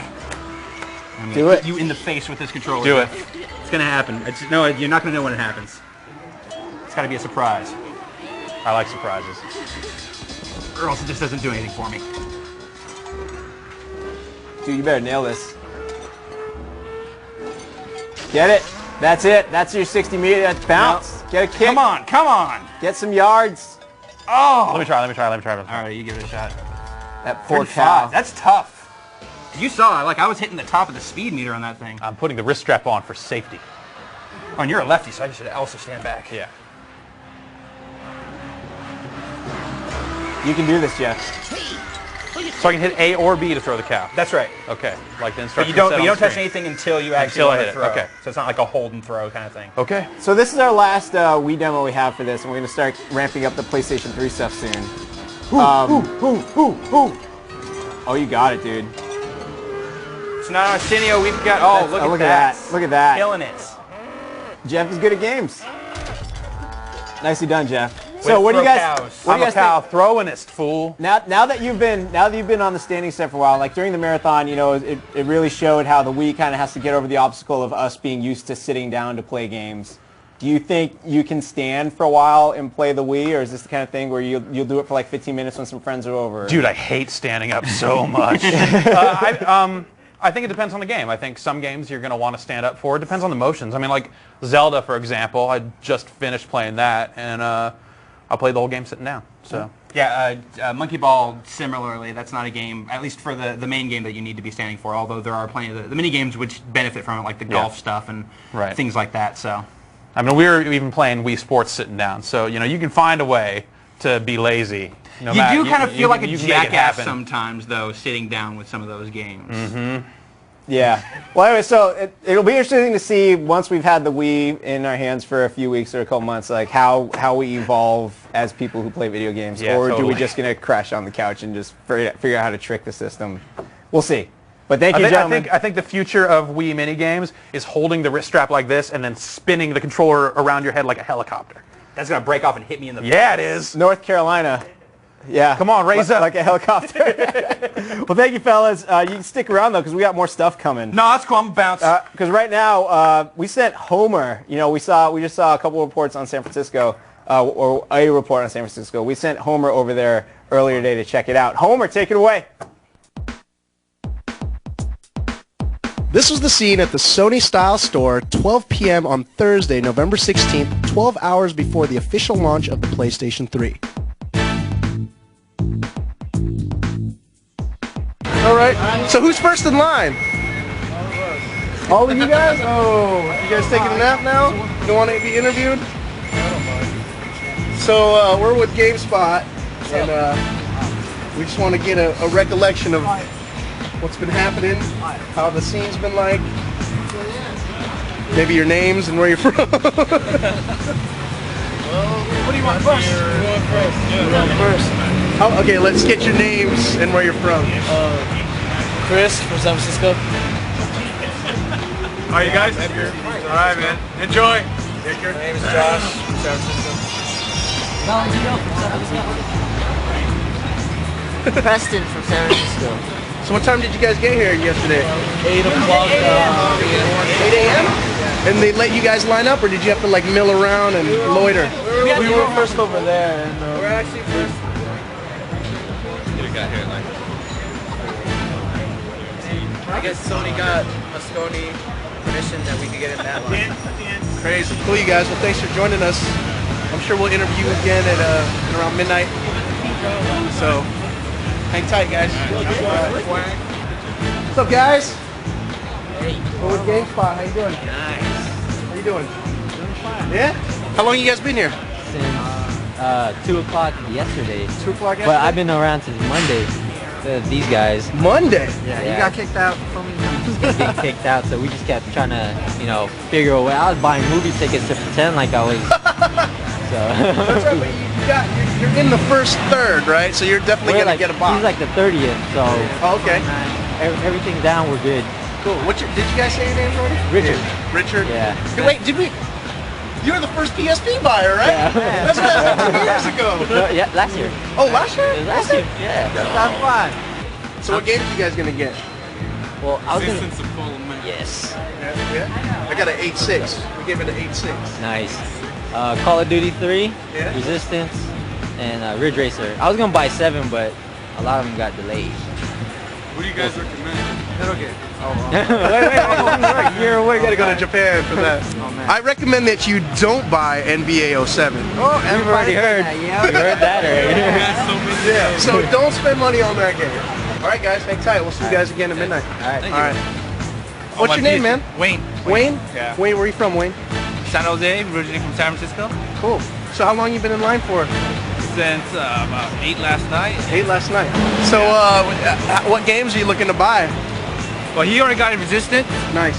Opened it yesterday. Nice, very good. Smelled it inside. Did you look at the Blu-ray disc like this? Like, whoa, look, there's so much data. It's transparent. Did you ever notice that? Really? Yeah. I didn't see it. You see right through it. You see right through the label. Right. Pretty tight. That's next gen, baby. Clear Blu-ray DVDs, right? Well, I mean, I've heard in the other games that, you know, what, Genji? I don't know. Maybe not. Maybe not. Yeah. Yeah, see, he's not. Okay. Don't play Yeah, see? Call of Duty 3 looks all right. Looks pretty good if you're into shooters, yeah? But I got Gears of War at home. Yeah, see? We'll check in with you later. All right. Sit tight. Keep fighting the good fight. Of course. All right, what's your name, guys? Where are you from? My name is Interior Hood. I'm from East Oak. You know what I'm saying? And I'm Darius Brown, and I'm from East Oakland too. Representing the ESO. So how long you guys been out here for? You know what I'm saying? We've been out here since yesterday. Since the wee hours in the morning. You know what I'm saying? Wee Just hours. crazy. The wee. You know what I'm saying? Out here freezing. Our asses off. Just to play a little bit of PlayStation. Get a little bit, you know, man in our lives, you know, but it's gotta look great. You know what I'm only doing it to get that new Metal Gear Solid. I'm not gonna lie. And we were playing that live, and I ain't gonna lie, and I'm a SOCOM man. I be able to flanker 2-1, you know what I'm saying? And they be coming over, I be blah blah. I be giving them something serious too. You already know. Right on, folks. We'll be back later. We'll check in with you guys, see what the progress is. Yeah, we'll tell you all the progress. Cool. Thanks, y'all. So that's pretty much the scene here out in front of the Metreon. All these people awaiting the launch of the PS3. We're going to check back in at 5 o'clock after work hours, see if the line has grown. And then we'll be checking in periodically throughout the night when the boxes arrive at 8 o'clock and at midnight when they finally go on sale and see what kind of crazy pandemonium sets off. But GameSpot Live will be here to cover it all for you. Peace. Homer has a nice jacket. I like that. Did you see that? We got like 4 or 5 emails saying like, you need to give that jacket away. We should. That was a nice jacket. I'll take it. Yeah. But Ryan Davis, now it's your turn to play musical chairs. You brought a clip with you. I brought Need for Speed Carbon for the PlayStation 3. We got a copy of it, and I'm going to start playing with it. Okay. I'm going to mess with it a little. We're going to get into, I'm jumping into a Race Wars match here right now, which is where you race with like 20-odd people. So it's a big, kind of big field of competitors. Okay. Why you guys always got to live in the future? The PlayStation 3 is not even out yet. We're here talking about games that aren't even coming out until like next week. Yeah. I know. It's how we do. Why you got to be living on the beach? Cutting edge. Because it's nice out here. For me, I'm wearing black. Yeah, see? I'm wearing white. It reflects better. So Ryan Davis, again, this is an initial impression thing. You've always played a bunch of Need for Speed. I played the other systems. Carbons to death, and I generally really like the game. So far, this looks like much what we've seen on the 360 version of the game, which is a little bit different from the PlayStation 2 and Xbox versions and PC version as well. And I'm just racing. I mean, I don't know what else you want me to say. It's on a Blu-ray. It's on that Blu-ray, son. Yeah, you're racing. And it's true. You can't actually. I have seen the Blu-ray discs where they're translucent, and it's crazy. I think we showed it on the show once. I'm not sure. That guy wasn't joshing about it. No, he wasn't. But yeah, so this is just we're trying to expose everyone to as many PlayStation 3 games as we possibly can here, and this is another one of them. Oh, that's too much break. Are you expecting? Is anyone expecting the game to like be dramatically different on this system? Or? Not really. I'm not even sure that it has any 6-axis tilty support in it. I think this is just a race this car kind of game. Sure. I bet it's in there somewhere. There's got How to do you be make something. a driving game without? That's like one of the. I don't know, dude. I'm doing this right now though. Well, you got to turn it on. Like Ridge Racer doesn't default to having it on either, but you can set it to shift. You figure that out while Jeff actually digs up some questions. Yeah, here we go. Kevin Wright, straight out of Ontario, #1 in Ontario, baby. Is the frame rate solid? So far, it looks really tight. I'd say it's hard for me to really tell how, but it seems like it might be a little bit better looking than the 360 version, but do not... This is initial impressions. Initial impressions, do not quote me on that. I think maybe the reflections look a little bit better on the car. What'd you say again? I'm going to write that down. Oh! So you can quote me on it later? Yeah, I will quote you. Damn you. Jeff! A lot of people looking for the obvious comparisons between versions. Greg in Indiana wants to know how do the graphics compare to 360. Yeah, so far this is looking very comparable to the 360 version. To be fair, I have been playing a lot of other real crazy games since I played the 360 version, so I'll have to give those a little bit more side-by-side time before I can really commit to Okay, well, how about this question here from Christina Lovejoy in Charlotte. Wants to know, how good is the customization of the cars in the game, and can you show us some auto sculpting? We can get into some auto sculpting if we want, I think. Actually, you might have to unlock it. I think you have to go through a little bit of the story mode, which I haven't had a chance to do. You can customize cars outside of the... You can only do it in the career mode, and I'd have to Okay. actually go through a little story sequence and such to get to the auto sculpting. So haven't unlocked it yet, but it's like game face for cars. It's Yeah, car, I mean, car if it's anything like the 360 version, it just lets you like super customize, you know, all the different trim parts and wheels that you have in your car. It's pretty in depth, but at the same time, the game also features a huge amount of aftermarket, like real world aftermarket parts that tend to cover the needs that you might want, and so it's customized trim from top to bottom. Yes. You owe me a 10-second car. Very nice. One last question, please, Jeff. All right, Corey Sarber in Michigan wants to know, is this game very custom as far as cars go? It's like, yeah, I mean, in fact, can we answer that? And is there any online play on the PlayStation 3? I don't know. What's the box say? Read the box. Why are you guys going to make me read? I think, no, it does. I'm pretty sure it does. We're focused on games that are out this week. Online 2 to 8. Okay, there you go. 2 to 8 players online. 2 to 8. There And it is. if it's anything like the 360 version, it has a wealth of different modes. Cool. Well, that's Need for Speed Carbon. No doubt. Look for more One on more that. question. How come I never see you drift? You never asked. You never asked. That's Need for Speed Carbon. Brian Eckberg, this is musical chairs day. Apparently, we're just rotating. This is great. Pretty soon you're going to be on the standing set. No, I'm here. I'm here. But Brian Eckberg's over there. Jeff, what do you guys got? Thrillville is the game, and it's a PlayStation 2 hit for the PlayStation 2. That's right. We're going a little bit old school here. Enough with the PlayStation 3 games. We're looking at PlayStation 2 totally. right now. So what is Thrillville? Well, Thrillville is a park simulator where you sort of take control of a number of amusement parks, and the idea here is that you want to build it up. You can build your own roller coasters, talk to the patrons here, as you see I'm doing here. And now we saw Reese Anderson's bladder level there was a 62. Yeah, that's all their needs. So it's a good way to figure out what you need to do in your park next. A lot of people might be thirsty. It's time to build a Coke stand or something like that. And actually, one of the things that's actually kind of funny is that these little chat things are sometimes very odd. Like, the test match variant of the game of cricket is played over 5 days. A high proportion of matches end in a draw. So true. Yeah, it's so true. But yeah, so... And then the other parts of the game are building roller coasters, dealing with managing your park financially. Oh, and also cleaning up vomit. Finally. Yeah, because I know you go to the amusement park and do nothing but vomit. That's pretty much what I'm into these days. Right. Vomiting anywhere I can, really. Exactly. That's how I stay so svelte. So one of the things you can do in this game is, well, actually everything is controlled with minigames. And here you can hire staff to, and you have to train them, and you train them on the job. So now I'm doing sort of a, well, I just turned it off by accident, but you clean up the trash and all of the different spills, so to speak, that come up in your fluids. The fluids. They're everywhere. Right, they're everywhere. Filthy. Yeah. So I'm not sure I'm actually going to be able to. I might have cleaned this park too well, but yeah, you have your little. So now there have been plenty of like theme park simulators, like Theme Park, for example. And Roller Coaster Tycoon. Yeah, and those have all been very kind of like macro view, whereas is this one you're kind of getting down and dirty? Can you play this game from kind of a more top-level view of just controlling the dollars and cents and placing items, or is it all about getting down and then playing these mini games? It wants you to do everything. Okay. Everything is hands-on. As you can see, this is the spill there. Just clean that up. Yeah, that's ugly. And yeah, it really wants you to do everything. You actually get points for riding the rides. Literally, you just get on the roller coaster that you design and ride it.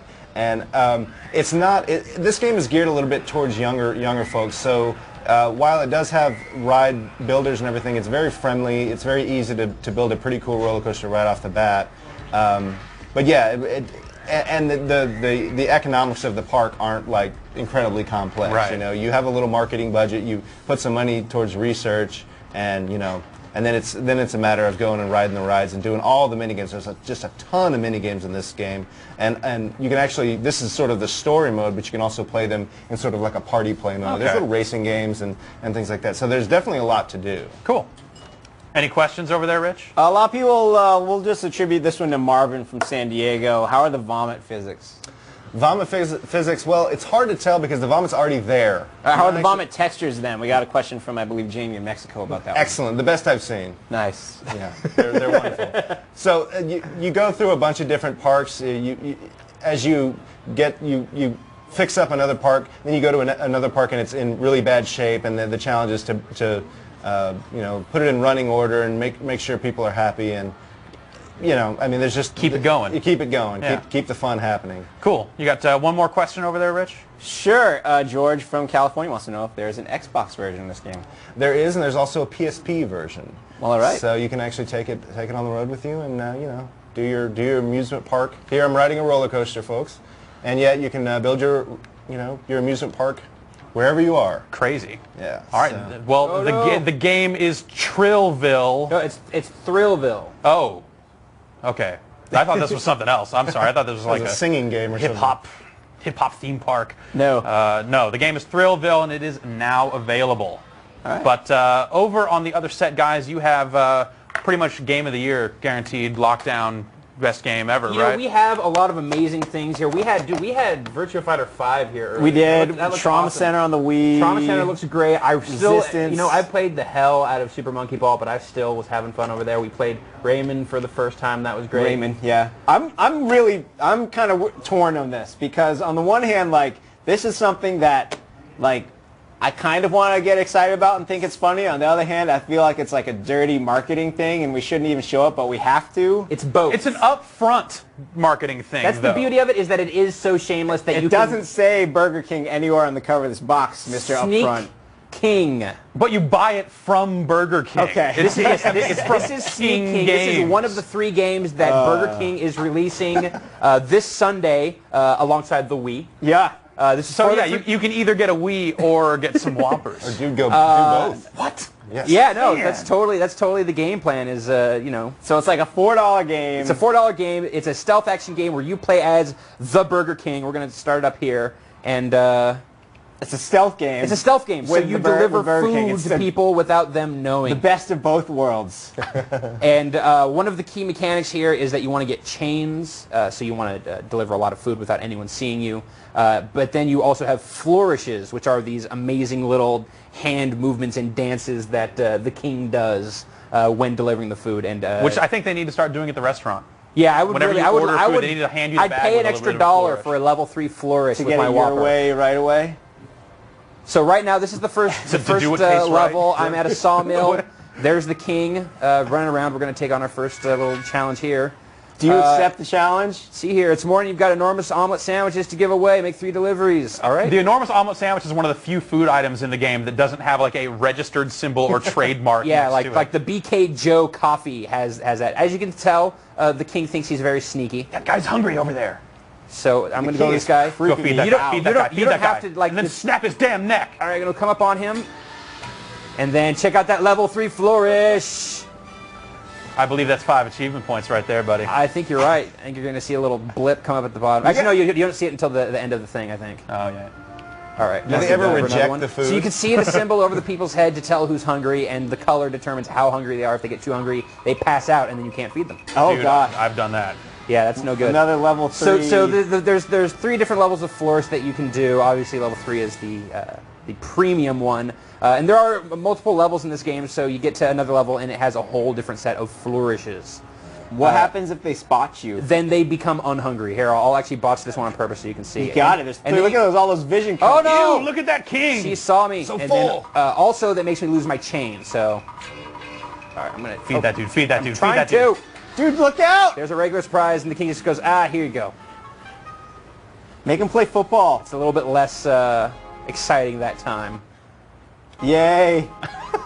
And I'm going to be totally straight up with you.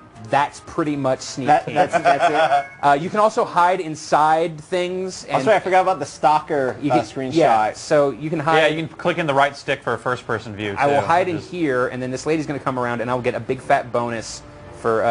well, she's not hungry. She's not hungry. I thought she was. She looked hungry. She looks like she needs to get clubbed over the back of the head. Anyways, what were we just talking about? Whoppers. Oh, that guy's gonna pass out. Oh, you better feed him. It's too late. He's dead. You could have said trauma center that. We need the paddles. There's a little two flourish, and he's all, hey there, check out these hash browns, m'lady. Any questions, Jeff? Oh, Jeff's been totally enraptured. Sorry, I'm going to click on this email that says clever vomit comment. Dylan Rice from New Jersey asks, are they serious with this? No. Not at all. But you know what? I have to say there is something about it that I like. What I need you to show, what we have to see, and to answer the other question, yes, there are points in this game. Yes, there are 200 points. I need you to quit out of the game, and I need you to show the opening FMV. Okay, that's kind of tough because it's. Do it, dude. He wants you to do that. I don't care how tough it is. I think actually you have to quit out to the dashboard for it to happen. And make it happen. It's worth it. We have time. All right, here's another very important question. This one coming from Scott Porter in Australia, where I don't think they call him Burger King. I think they call it something else. And his question is the king's sexuality in question? No, he's the king, dude. Burger Prime Minister. What the hell does that even mean? Yeah. Is it in question? All right. All right, here we are. We're loading the game here. Oh, I mean, he's a big plastic-headed man. All right, so is this it right here? Yeah, this is it. All right. Mike from Hamilton says, well, I guess this isn't really a question, They don't have a but game he's from company. Ontario. Stop that. He says this game is crap. Yeah, I'll ask it like a question. This game is crap? As a game, there's not a lot to it. It's really repetitive, and there's definitely some annoying things. Oh, look at this king sneaking around. It's like B&E. Pretty much. I'm doing nickel in the queue for this. Yeah, B&E. Yo, you want some of these chicken fries? Those ads I didn't mind. Look at him. Look at him. So sneaky. You thought Solid Snake was sneaky. I guess that's the thing. So, is that for me, I don't like stealth games. Yeah. So this is almost like a stealth game parody. And in that regard, I really appreciate it. Also, something I kind of want to see, there's an unlockable in this game. I think if you do all the challenges, you get what they just call a sneaking suit. I saw that. And you know that in Metal Gear, they do call what he's wearing a sneaking suit, so I have to know what that is. That was it? That was what we started to see right there? It goes on way longer than that. Okay. It's crazy. Sure. Well, that's sneaking. Achievements. Sneak King. That's the sneaking. Sneak King. Yeah. And there are two other games that are also dumb. Yes, there's also Pocket Bike Racer and Big Bumpin'. Big Bumpin'. All right. Yeah. Cool. Well, we're Rare collectibles. Yeah. This is gonna be like the Kool-Aid Man game. We're at it's around 5:30. We are taking you all the way to GameSpot's live coverage of the PlayStation 3 launch in New York. Oh, real? And we are about to have Aaron Thomas join us on set to show us the PlayStation 3 online store. All right. And that will be a good time. And we have downloaded stuff. We're gonna play those. But I do believe first we have another report filed by Homer. Do we? Yeah. If we do, let's play it. Let's play that. Do we have it? Yeah. Cool. What's up, everybody? This is Homer again, checking in at the, I believe, 5 o'clock hour. No, it's 4:35. We're back at the Sony Metreon, and the line has gotten tremendously bigger.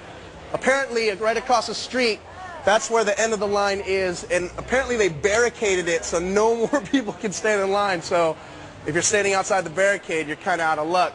But at any rate, as you can see, they got the lights on. Nightfall is about to come. Yeah, he got his little bracelet. Keep it real. Which number are you, Blood? I'm 300. 300. So you know for sure you're getting your box. Yes, sir. Cool. Let me get that mic, Jim. So what's your name and where you from, man? My name is Marquez Boyd. I'm from Bayview, man. Bayview? Yeah. Cool, man. I'm out of Bayview, and I'm down here. I've been here since 6 in the morning. I want my PlayStation bad, and I'm going to get it. Dope. So what games are you going to get? I might get that Need for Speed Carbon and I forgot what it's called. Resistance Fall Man? Yeah, Resistance Fall Man. I want to try that too. I'm a big Army fan, so and I'm a big car fan. I like the speed and all that stuff, so I think I'm going to try that too, man. Cool, man. Well, good luck. I hope you, well, you'll definitely get your box, Yeah, but I hope you enjoy it. Right on. All right, man. So at any rate, we're going to dip down into the alleyway and talk to the last person in line and get their thoughts on whether or not they feel confident about getting their box. So let's go check it out. What's up, everybody? This is Homer standing at one of the last sections of the PS3 line, and I got my man Hugo right here. What's up, Hugo? What's up, Homer? How you doing? I'm good. Yeah? So what number are you in line here? Well, I'm guessing over 700, but You know, we're just the hopeful right here. We're not guaranteed, but we're still out here hoping and waiting it out. And How confident do you feel like that you'll get a box? confident enough for me to stay here till midnight. Okay, all right. So how long you been here? And Well, I got here like around noon. Okay. And then these guys were here right before me, and since noon, and the lines basically moved that much, that many people have came. Okay, all right. But you feel pretty good that you get the box, yeah? Yeah.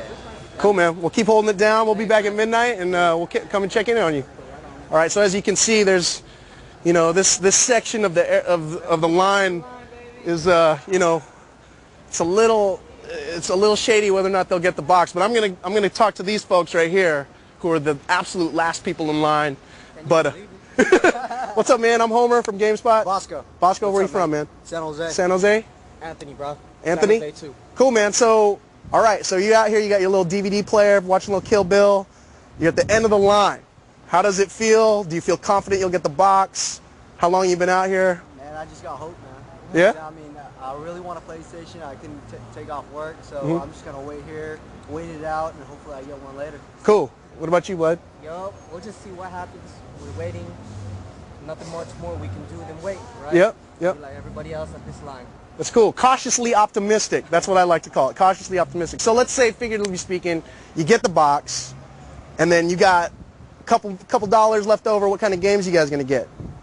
Dude, I'm gonna get the racing games that come out, whatever racing game that's out there right now.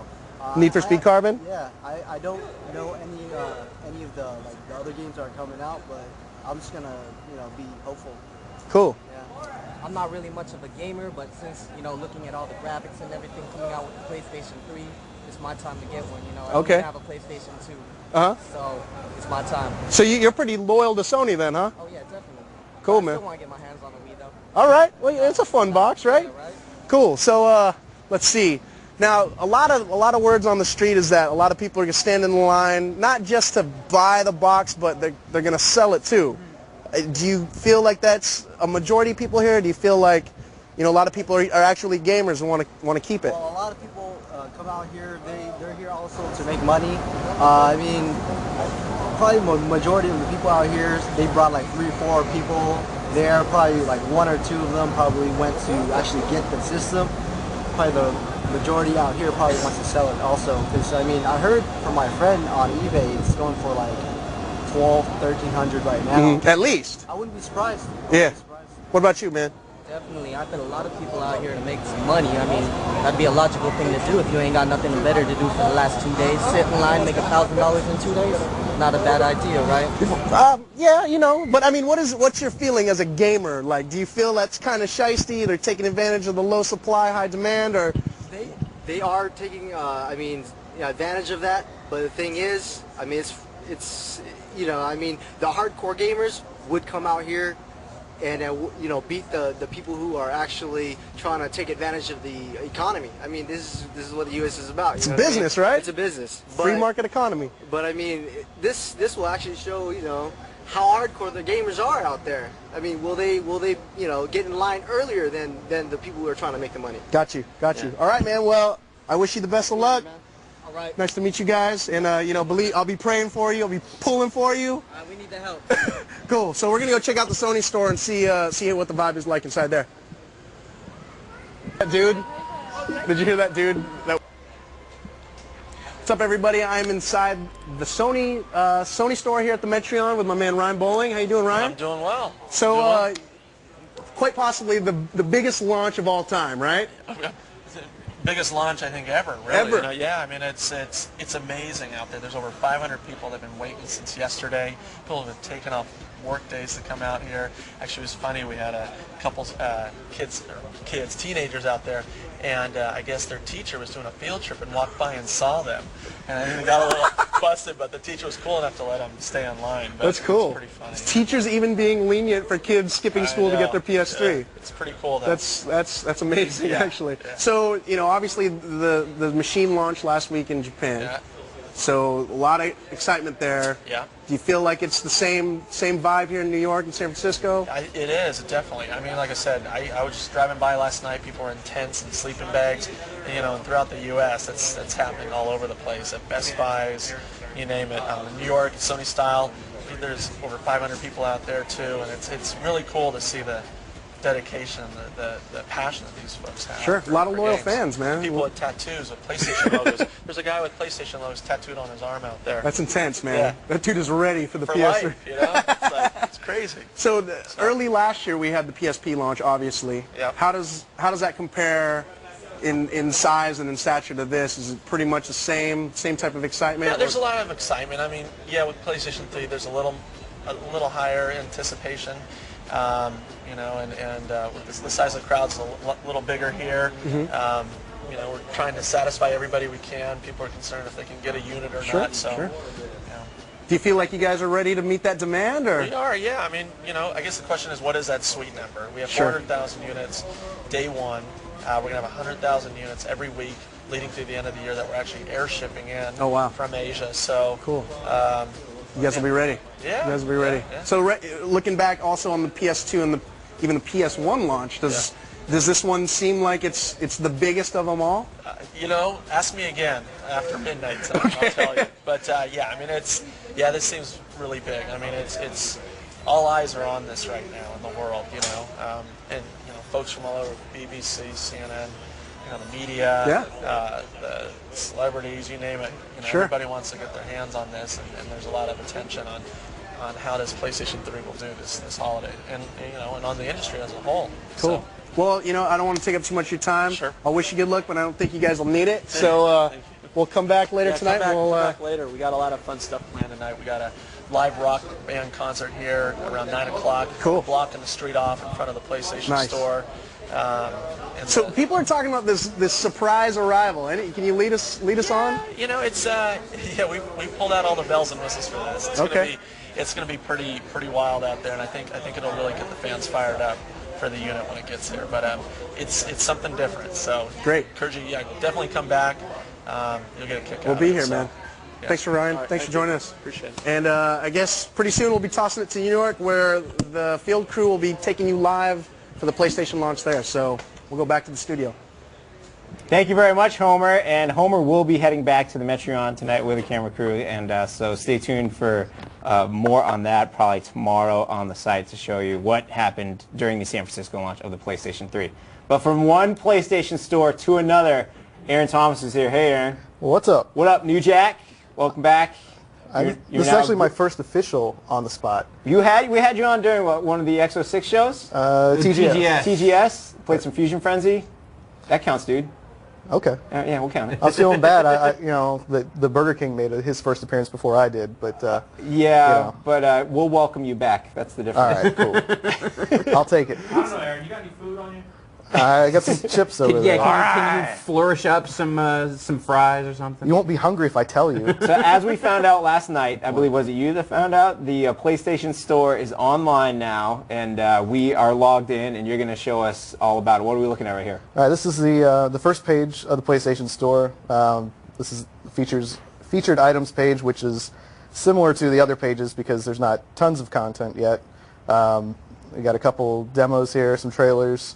You can see that Blast Factor is on sale. Now, to be clear, we're looking at all this on the PS3 Yes. right now. This is how you buy stuff. Right. This is it. He's using a controller to move around. Because this just kind of, you know, if you didn't know any better, it kind of just looks like a web page from here. It kind of is a web page. Well, there you go. But it's a PS3 web page. It's a special web page. So it's wide. So, can you download something here? You can download stuff. We got movie trailers, game demos, and full. Let's click on the movie trailers. I want mean, to see not you. just like can someone, but I mean, can you? We've already downloaded it all, so people don't have to watch loading okay. bars. But we can see what's in the menu. But I'm just curious, like, if you download something, does it like just go into the background? Do you have to sit there and watch the bar go? You do have to sit and watch. You can't do anything else. That's an Ultraviolet trailer, isn't it? That's a trailer for Ultraviolet. Dude. Whatever you do, click on the stealth trailer. Oh, yeah, sure. Let's see what happens. All right. If it's bad, we can cancel this Yeah, out. we'll find out what our internet connection is like HD these or days. full HD? I guess we want HD. Why not full? Because can we even view full here? Who says we're going to watch it? That's true. Just see if we can. See how big it is. Stealth trailer. Right now, the number. Oh, all right, sweet description. From the director of Triple X and the Fast and the Furious comes an exhilarating epic blockbuster starring Josh Lucas, star of Tokyo Drift. I heard that Jessica No, Biel's Lucas Black is the star. I heard Jessica Biel's dating Derek Jeter now. Though. I heard that as well. That's gross. Terrible. Yeah, that's terrible. Download it, hit it, see what happens. Select the destination. If we had a memory stick in here, we could throw it right on there. Can you actually can you choose like any of the memory options? Like if I had like a USB drive attached to the front of there, would that show up there? I have not tried yet. Just a memory stick. So I see an option that says cancel. Is there any other way to skip out of what's going on right now? We could unplug it. But I'm saying like you can't like this while this is downloading. You're stuck here watching it download. Yeah, you kind of just got to hang out and watch. I don't watch know the bar if go. I want to do that. Yeah, well, let's not. Yeah, That's cancel. bogus for now. That's kind of a bummer. All right, well let's back up. Let's see the demos. What else is in the PlayStation Store? We'll go back to the store. It's just as easy as an X. Hitting the X. Yeah. All right. So we were looking at some trailers. We had movie trailers. We had some game trailers. Check out some. I want to see demos. Let's see the game demos. What do you got for demos right there? I got a pretty good amount of demos so far. NBA 07, Blast Factor, which is one of the arcade-style games. Formula 1, Resistance, MotorStorm. You mean MotorStorm? Yes. MotorStorm. MotorStorm. And Cash Guns Chaos, whatever it's called this week. Cash Money. It's out now, so I think it's that says Cash Guns Chaos DLX. It might be different tomorrow. DLX. DLX. It's what you really want. It sounds familiar to me. I don't know. It just sounds familiar. I don't know where I've heard that before. Helen Clark in Scotland wants to know: are the demo file sizes comparable in size to the 360 demos? Can we get a file size? What's up? Yeah, let's see how big MotorStorm. See how big MotorStorm is. I think it was around 435 or 450. I mean, the 360 demos can get big, right? 456. Yeah, it's about half the size of like the Superman one that just. But came like out. the Lost Planet one, that was about 450 or so. Maybe That's a really good demo. So yeah, that was a great demo. Don't exit the store, dude. Don't do it again. Well, you know what might have been bad is that that we just started MotorStorm and hopefully didn't erase our old MotorStorm. You better. You didn't. That would. I just did what Jeff told me to do. Oh jeez. Hit the downloadable games and see what's available for downloadable games. Yeah, is Flow up? I'm getting a lot of questions from people wondering if Flow is available. No, it's not. So right now it's just Blast Factor and Cash Guns Chaos. As I said earlier, Blast Factor was $7.99 and Cash Guns Chaos was $9.99. What's Calling All Cars? Calling All Cars is the David Jaffe game. Oh, cool. That used to be called Criminal Crackdown. Oh, right. There's another game called Crackdown. Changing the names of all that stuff. Yeah. DLX. I believe we added that trailer to the site today. Ride or die! All right, well, so that's just what the store looks like. It seems kind of simple, easy to use. You buy them, it throws them. You got a shopping cart here. After you download or purchase something, it stays in your download list. Right now, you can't actually continue a download that's been interrupted, so you have to start over, which isn't all that cool. That's bogus. But we've had some real fast downloads. We've had some slow ones, but system's not out till tomorrow. So now you got me all nervous about whether or not we just copied over our MotorStorm demo. Can we look? Can we make sure? Can we see if it's there? So you're back at the crossbar immediate thing. That says MotorStorm. All right. That sounds good. I doubt it would have gotten that much. Let's play it. Yeah, let's just get into it. Let's play some MotorStorm. Some what? Some MotorStorm. MotorStorm. Rory Binks in England. Rory Binks! That's a great name. Says, there's suddenly a surge in MotorStorm. As cool as it sounds for you to be speaking in the Queen's English, why? Because Phil Harrison Harrison. He said that it was like the most exciting game for the PS3. We had There's the PS3 event here in San Francisco, and we got to interview Phil Harrison. I believe it was Ricardo Torres who was interviewing and said, Phil, what is the one? If there's one thing people get excited about the PlayStation 3, what is it? And his answer just was MotorStorm. That's all he said. That's it. All right, so here at MotorStorm, we got massive damage. Does that really say massive damage? It's really called massive damage. That's a mode. That's clever. Sure. It's a little inside, I know. No more inside than us consistently saying MotorStorm. Yeah, it's less inside than us saying MotorStorm, but we just explained it. So okay, here's something a little more inside then. Nick Miller in Arizona says, GameSpot DLX, nerd. That's pretty good. That's pretty good. I like that. Nick wins. Nick, Homer's jacket. Yeah. And, wait, go back. I like the Toro. Yeah. French dub copy of Little Toro Mermaid. Oil. Let's do it. So you can hear in the background that Courtney Love definitely has the Nirvana rights because they're in video games now. So that was Breed playing in the background. Nice. So how big is the demo, Aaron, in terms of content? Was it just a race, or? Yeah, we got a couple trucks, couple motorcycles, one course. The race is actually pretty long. It's 3 laps. It's usually around like 5 minutes. And you can also do the tilt controls. Nice. So it actually... Are you going to tilt it up now, or? I'm going to do a lap without it. All right. And that's a full grid right there. Yeah. 15 cars. I will do my best not to finish last. So you can't boost right away. It's kind of like an Excite bike thing where you can overheat your engine. So this appears to be some pretty exciting trucking that you're doing over there. I am enthusiastic about pickup trucks. I would almost say it's some very exciting trucking. It is. It's good stuff. As long as these are thrilling pick-em-ups. My goal here is not to finish dead last. I have to say, this course looks absolutely crazy. Adam in London wants to know: is there any car damage in the game? Do these trucks get banged up and muddy, or do they stay pretty clean? They can get totally torn apart. There's a couple times where I've lost some wheels. I've exploded a few times. It looks like you're already getting good and dirty just on this first. Yeah, you're definitely riding dirty here. You'll definitely see by the end of this race, probably me fall apart, but hopefully some of the other guys as well. These guys are driving sideways. And it's got some. It's got the Havoc physics engine going, so like on the motorcycles, you'll see bodies flying everywhere. We will see, but not right now because we're driving with the truck. Exactly. Oh, wreck them, land on them. Oh yeah. Yeah. Your hood's a little messed up there. Yeah, it's all right. I got sponsors. They'll fix it. This seems a pretty perilous course here. Like it's not safe. Yeah, there's lots of big drops. It looks like it's not hard to just bail off the side. You'll pretty much see that when I switch to tilt control. How easy it is to go off the side. Yeah, I've been practicing so I wouldn't embarrass myself here. Sergey in Lake Placid wants to know: is it 720p? Pretty sure it is, right? Well, we've got definitely the at system least set to 720p, yeah, so it's at least that. If not it's definitely at least that. I can't wait till I can't wait till we've evolved enough so we don't have to answer AV questions anymore. So you can see I switched to the in-car and my hood is bad. Yeah, so these systems have turned us not all the into best view. dorks. You're a tech dork. I still have no idea. We get these HDMI cables. Go off the edge. All right. Since you asked. Ghost car.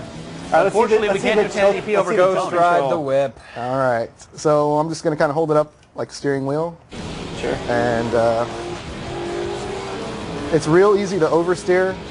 You kind of got to take it a little easy here, but it takes a couple laps. So are you still using the shoulder trigger for gas? It's not like a tilt up and down thing? Yeah, I've got R2. Can you control pitch and yaw at all when you're in the air? Or? No, you cannot. Yaw. Which kind of would be nice sometimes. You get looking forward. Oh, that billboard got all jacked up. Uh-oh. Angry in New York wants to know: can you go into first person?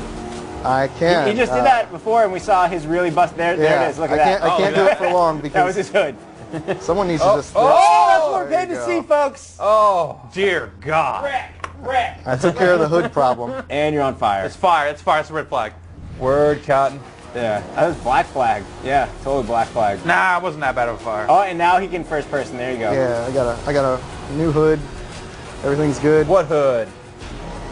Compton, Long Beach. This is the Echo Park. This is the EP. So this is a truck. Are we ready for some motorcycles, or? Yeah, why not? Yeah, it's just about hitting 6 o'clock. I know I think the launch might not be jumping off till around 6:10 to 6:15 was the last I heard. So we're gonna keep going, but we're gonna see some motorcycles in the Motor Storm.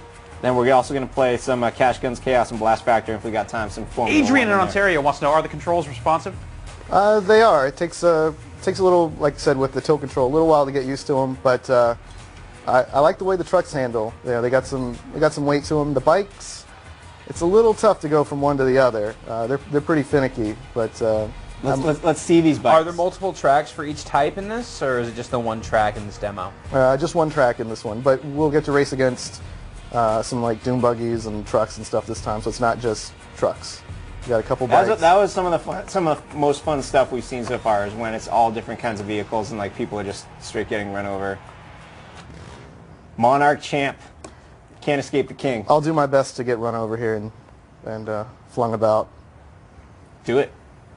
I'll make it happen. Yeah. Isn't it exciting that we're in a world now where we can download PlayStation 3 demos? It was nice. It was nice to come in this morning and have brand new games right there. That's good.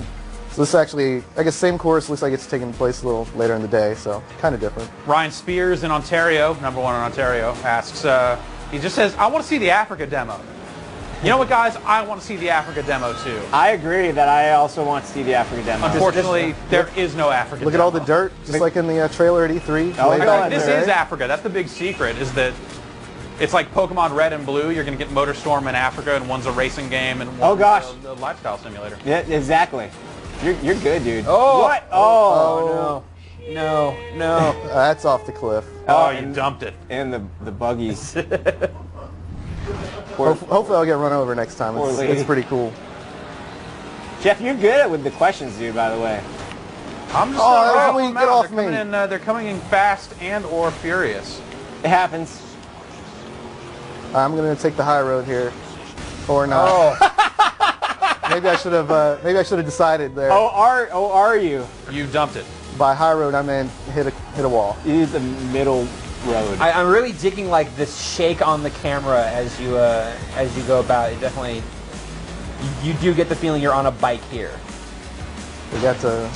Max in Harrisburg, PA says, "Is the game worth $60?" Max, this is a one-level demo. We have no idea. It is definitely worth free. It's definitely worth the price you pay for the demo. Actually, I've been having a great time with it. I've been pretty impressed. So. I felt really bad for when I think it was Tim Surratt was interviewing someone in the New York line. We showed it earlier, and the guy said the two games you're going to get are Resistance and MotorStorm when you pick up the PlayStation. And a lot of people say Need for Speed, which isn't going to be out until next week. Oh, it's not out yet? Yeah. Future games. And MotorStorm, we don't really know when it's coming out yet, do we? Is it? It's next March year sometime. I think they're going to try to have it for the European launch. So otherwise, what would Phil Harrison do? Yeah, it's like, he's got to have a game. That's kind of what I assumed after Phil Harrison said that. I'm going to. I was trying to get run over, but you kind of did. Well, keep trying. You're in good shape. Nick in Strong Island asks, "Is there Ridge Racer 7 demo available?"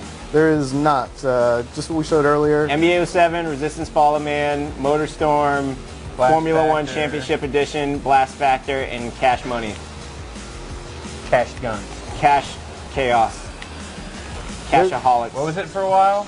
Cash Carnage. Chaos? Yeah. Now it's Cash Guns Chaos. I like that better. We're playing that in just a second, don't you worry.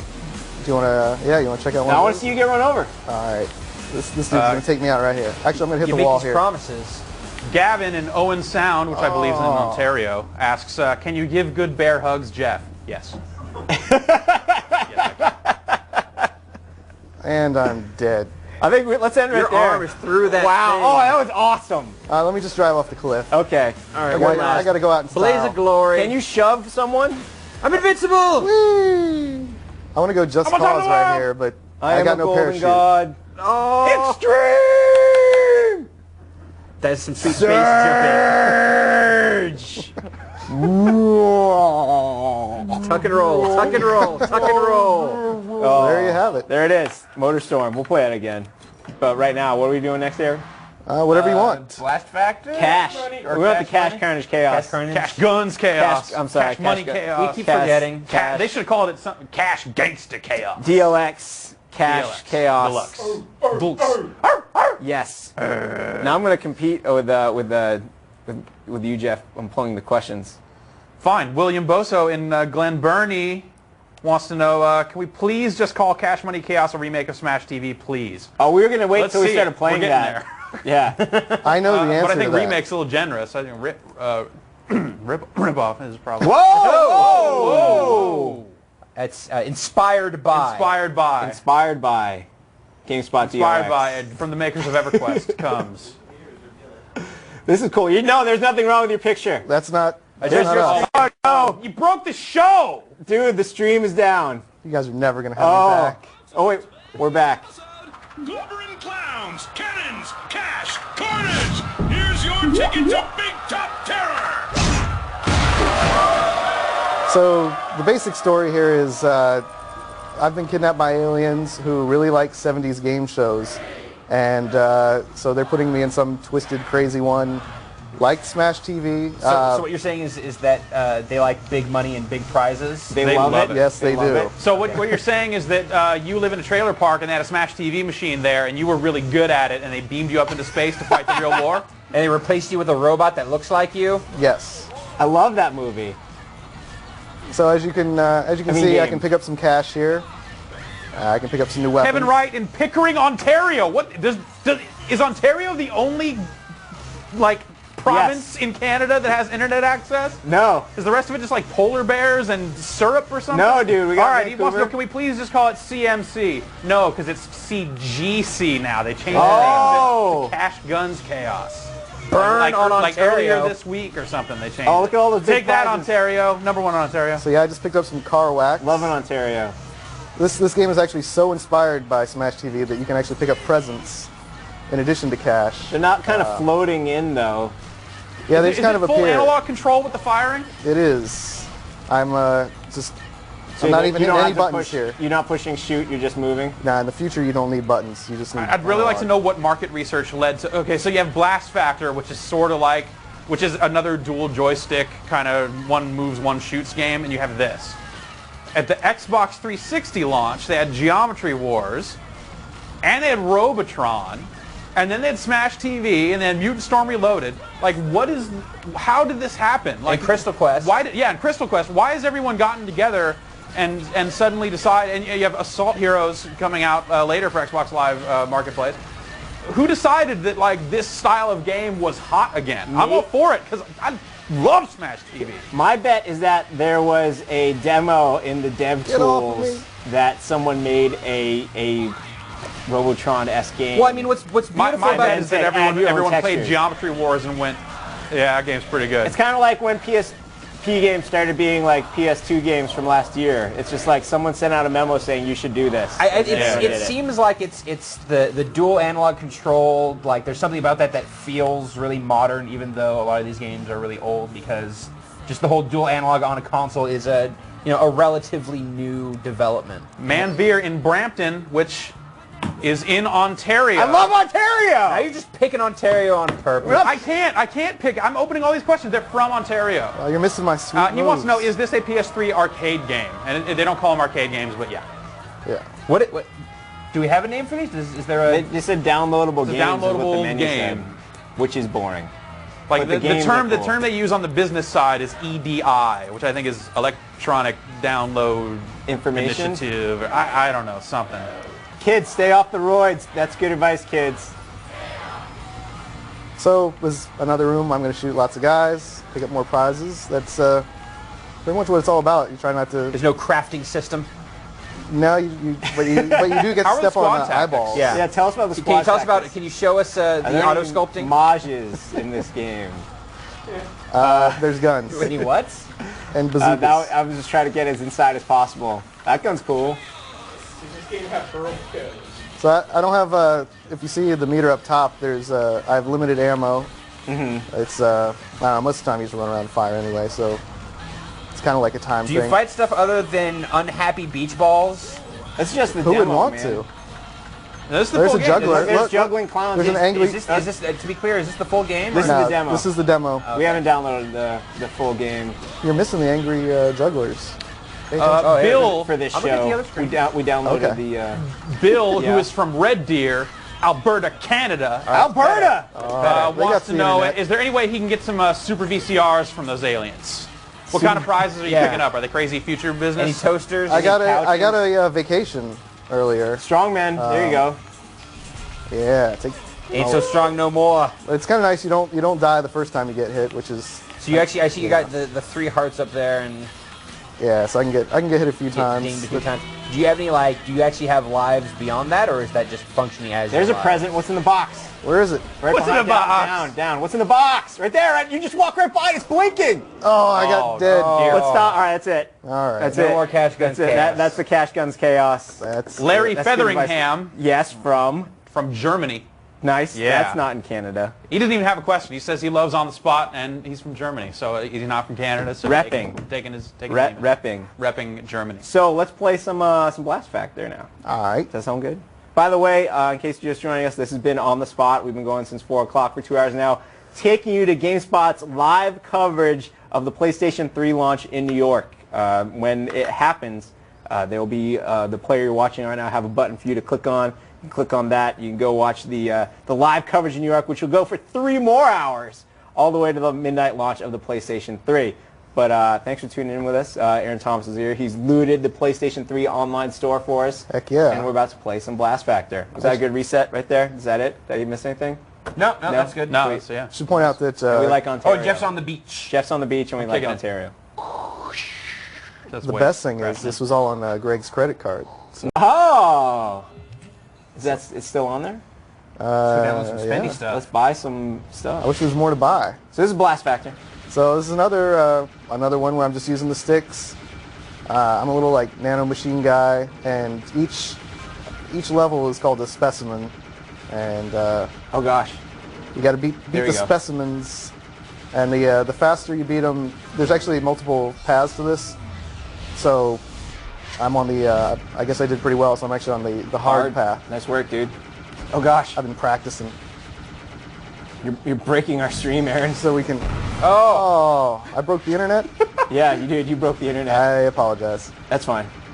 So there's actually some tilt controls here. You can tilt the controller to send out kind of a ripple effect, and that will bunch the guys together. Is there a limit to how many times you can do that? Let's find out. No. No? No? All right. But it does seem like the shooting stops when you do that. That might just be me not having enough skill to shoot and turn it at the same time. Come on, suck it up, Thomas. Yeah, see, look at oh, that. look, yeah, see? This guy's good. So there's I have a really important question. Yeah, what were you laughing at over there? I hate to bring the whole show to a halt here. Yeah. But Jack Cooley in New York says, please answer this question. Okay. Where's Game Day?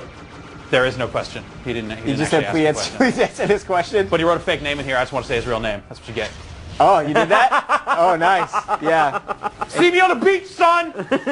All right, so now we got lots of stuff blowing up and oh gosh, all sorts of effects. Those look like those things you put batteries in and they bounce around the room. You make your dog chase after it because it vibrates and... Yep, and dances. And you got a couple, oh, that was like some bonus level there. You keep breaking the stream, though. It's okay. They'll fix it. Remember all those people that Homer showed us on the Homer cam? How could I forget? Yeah, they're doing stuff. Oh, okay. So yeah, in case you are wondering and you think you're clever, and if you spam up the on-the-spot questions, this is probably something we should say more, but we know every single person who sends a question. Whoa, what the hell was that? Yeah, like we get your account info, your name, your home address, your phone number, your credit card number. We could just...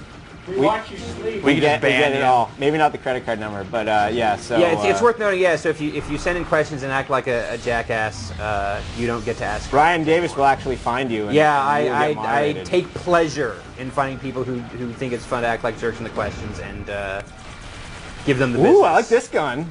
Yeah. Is that a little home in action right there? I don't even know.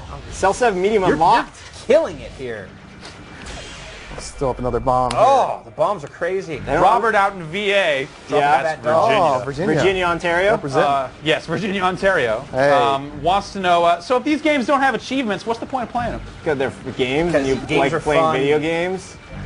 Yeah, and it's on sale. I'm saying he's got a Come on. It's on sale, $7.99. $7.99. Did you find it interesting that they listed just straight up the price? Were they going to do some kind of points thing? No, they said from the get-go that they were just going to deal in real dollars. Oh, it's Nintendo that has like the they've got Wii points. One Wii point is $1. So this is a boss fight here. They actually have you have like a wallet, so you can add money to it, and maybe I should fight the guy and not talk about the wallet. But I'm gonna blow them all up. Maybe not. Gromit, there's no. Leave me alone. What? Dude, this is. Man, we are putting Aaron to the test here. I got him. Playing this, and Jeff, you look like you got something to say. All right, yeah, John in San Diego wants to know, why are all the shows nowadays longer than your average WWE Raw? Because we have a lot of stuff to show. It's a live internet broadcast. We can do whatever we want. That's right. We're going to show it to you all. Like, promise, come back in He goes on to February. say, not that I mind, because it's also better than your average WWE Raw. I think this show is missing one thing. I'm going to change that right now. It's missing more. It needs more of this. Right here. Right here. Belt, fool. You got me killed watching You that want to cut a nonsense. promo on the beach there, Jeff?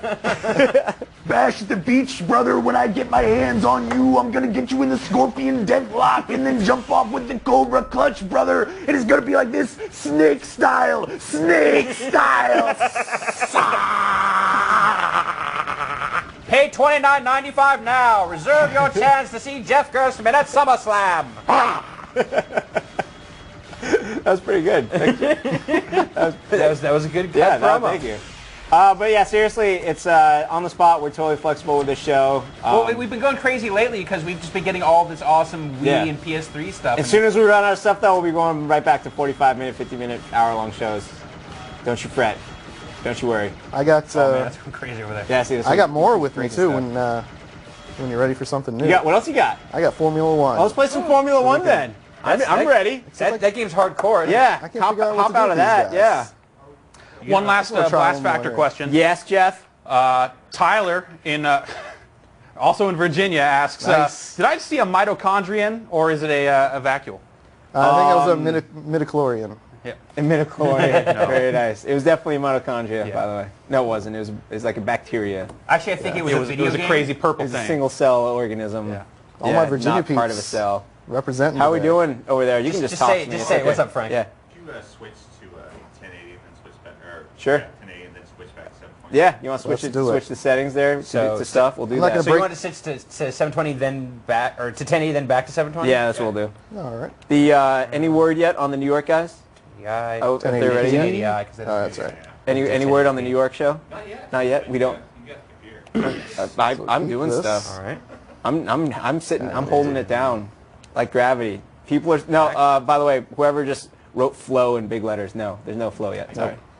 No flow. Go Flow is not onto the available to internet download. and play the Flash version. Yeah, you'll be fine. That's all. That's flow. All right. Down- Yeah, F1. Let's do this. There you go.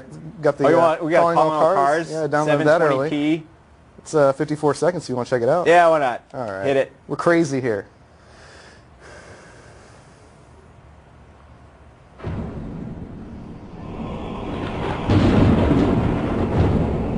Okay.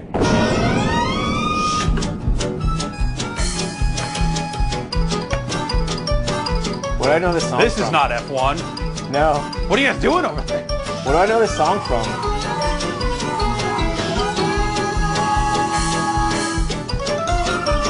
Sounds like just one of those crazy movie songs. It sounds like Danny Elfman score number 557. Home Alone.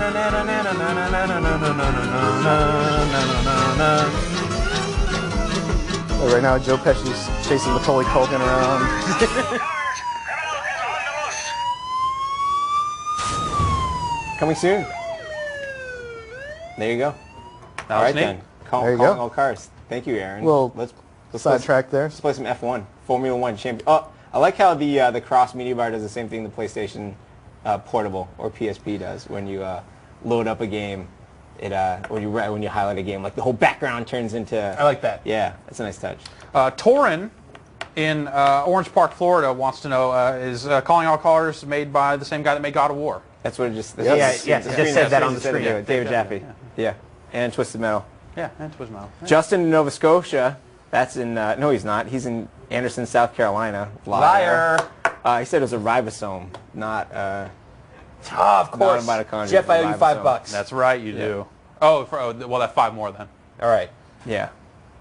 So let's just remind us it's a work in progress. It's not Here's a done. good question. It's from Mark in Regina, Saskatchewan. Nice. He wants to know what kind of TVs do you guys use to play these PlayStation 3 games on? What do you got? Black and white. Yeah. Yeah. We've got the little RF tuners, like the little prongs that you got to screw into the back. No, we have a variety of TVs. I'd rather not name drop brands, but How about size and type? oh, well, I mean, a lot of HD stuff. You know, obviously we're trying to play in 1080p. Right. All this stuff that supports Like it. See what that looks like. 32-inch LCDs? We've got a lot of or- LCDs Yeah. for the HD stuff that, you know, anywhere from like, we've got like a 24 inches up to about a 40 inch. Sure. We've got a rear projection HD that's like 50, 60 That inches. that's a big one. They've seen that on the big button boy. mashing. That's right. Yeah. They've seen that. So we've got that too. So we've got stuff. We try to test it on a lot of stuff because we know that people are going to be playing these games on a lot of different configurations. And the horrible part about that is now that we have a TV that runs in 1080p, it just makes me want to go buy another HD. That's not horrible. Do it, dude. I'll take your other one. I'm doing it. If I end up getting the PS3, you've got that bogus tube. Yeah, well, the tube TV is nice because it's really sharp, but Hey, at the same F1. time, it's gigantic. Yeah, that thing's heavy. I still have my old tube. I still need to get rid of. I don't know. Anyone wants to buy a SD tube? All right, since no one's telling me, I'm going to straight up just go on the internet and see if the New York broadcast is going yet. All right. Is it? The internet? That's not a good idea. I'm going to use the internet. I've been waiting people off camera to do things for too long. doing this on my own some. Someone else. People could be watching it already. They could be. So we have no idea. Yeah. You guys can find out too. You can probably go there faster than I can. That's not true. You got all sorts of skills. You got a pretty good sense. Now, how simmy is this, Aaron? It's pretty forgiving. I don't know if that's just because it's a demo and they don't want you to. Well, I mean, yeah, obviously we can only base it off of what we're playing in the demo, but this is. I'd have to say it's pretty arcade-like right now. As you can see, I'm kind of hanging out in the grass a little bit. Yeah, you didn't just spin out entirely when that happened. No. Your car is straight out of 1993 right there with that paint scheme. It's I like that. Yeah, it's a little flamboyant. You're flamboasting on the track. We'll wait over there. until they get going. So we got a couple different. Coach ride the whip. I'll wait till they start talking. We're going to entertain the people. So the pre-roll is going in New York right now. There aren't people yet. So but the moment there are, you tell me, and we'll tell everyone to start watching it. Now Sony's doing a big like pre-show kind of rigmarole. Oh, wait, there's all kinds of stuff over there. I don't know what we can say is going on over there, but there is a lot of stuff. And we'll show a lot of it. Over the Metreon? Not at the Metreon or in New York. Yeah, there is business occurring all over the place. Yeah. They're really trying to make these seem like big events. And that's really man. just kind of a showcase for all the mainstream press that's there, CBS and CNN, all the people that Ryan Boland we're talking about that are going to have their 30-second clip on TV. They're just like, it was Launch Madness. We were on the scene. This guy got stabbed and a band played. There were free burritos. There was a drive-by BB gun shooting in Kentucky. Right. Hey, it's Homer. Hey, Homer, grab a mic next to Jeff there. There should be one there. How you doing, Lo? Hey! Is that what it is? On the spot. That's right, you are. On the spot for the what happened? Yeah. We're on the beach. Oh, we're kicking it. Yeah. You realize I'm going to be on the beach next week in Cancun for Thanksgiving. That's a good place to spend Thanksgiving. Yeah. Get a little tan. Get a tan. November tan. Yeah, November tan. That's nice. It'll be lovely. So and a real tan, not some tanning bag. No, it's not going to be some fake and bake stuff. It's going to be the realness. Let the melanin explode. I'm gonna spend Thanksgiving lying face down. And I got a lower third. Look at that. I got a lower third. Yeah, I'm on the spot. You made it, baby. Dude, I'm here. You made it. Straight up the skull. Hey, man, can we play some Wii or something? No, it's a PlayStation 3 show for now. Homer, tell us about the scene at the Metreon. Dude, the Metreon is madness. There's like maybe 750 people there. 700 folks there. Like that's about the time they cut it off, right? Pretty much, yeah. Like there's a barricade literally with people that have people in it, but like don't have wristbands, are not even guaranteed. And then there's like hundreds of other people outside that barricade who like have no hope, but yet they continue to stay.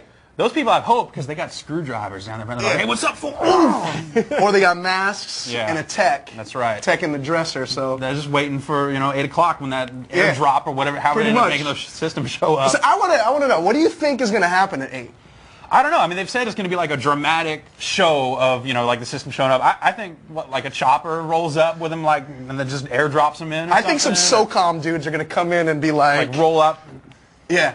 I think whoever brings them, they're going to be armed. I think. Yeah, they have to be. Yeah, totally. I mean, $600 a box. You say they have? That's like that's the biggest heist. Of them, it's like, that could be such the biggest heist. Steal the whole shipment, the whole Metreon shipment. You say you'd have a mob looking for you. How many dreams would they kill at that one instance? How many Christmases would they ruin? It sounds like we got some planning to do. Well, yeah. Here's the thing. You guys are saying that, but we have footage of someone who's like number 61st in line, and they were eating like turkey sausage with cranberries, and that's not really, roughing it. It's San Francisco, don't worry about it. Yeah. It's funny though because it's like you get this, in front of the Sony store, people are like confident, they feel good, the vibe is really like energetic, and then you go down the dark alley of like the dismalness, and like people are kind of like this.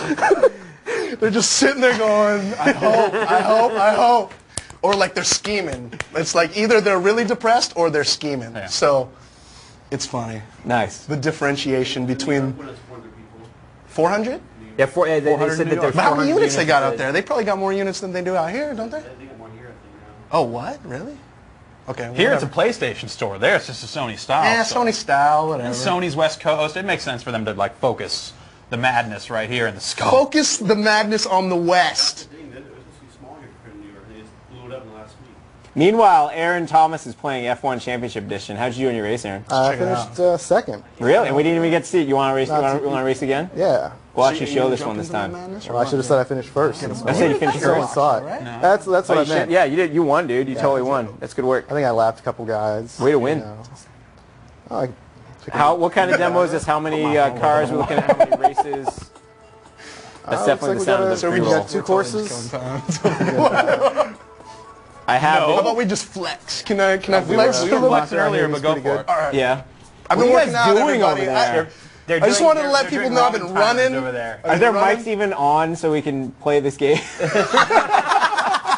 Wait, let him talk. Just turn it down just a little bit. No, you guys be loud. Hey, Homer, what's going on? Hey, man, how you doing? I'm lounging on the beach. Look at me. Awesome. Look at that. Yeah, I would go swimming. I'm going swimming. This is way easier than reviewing video games. I know, man. Yeah. I could dig it. I could Hang dig out on the standing beach, on whatever. the beach. You got the moon there kicking. Oh no, that's over there, right there, right? Some of these guys do We got Delaware. a big cold front coming through.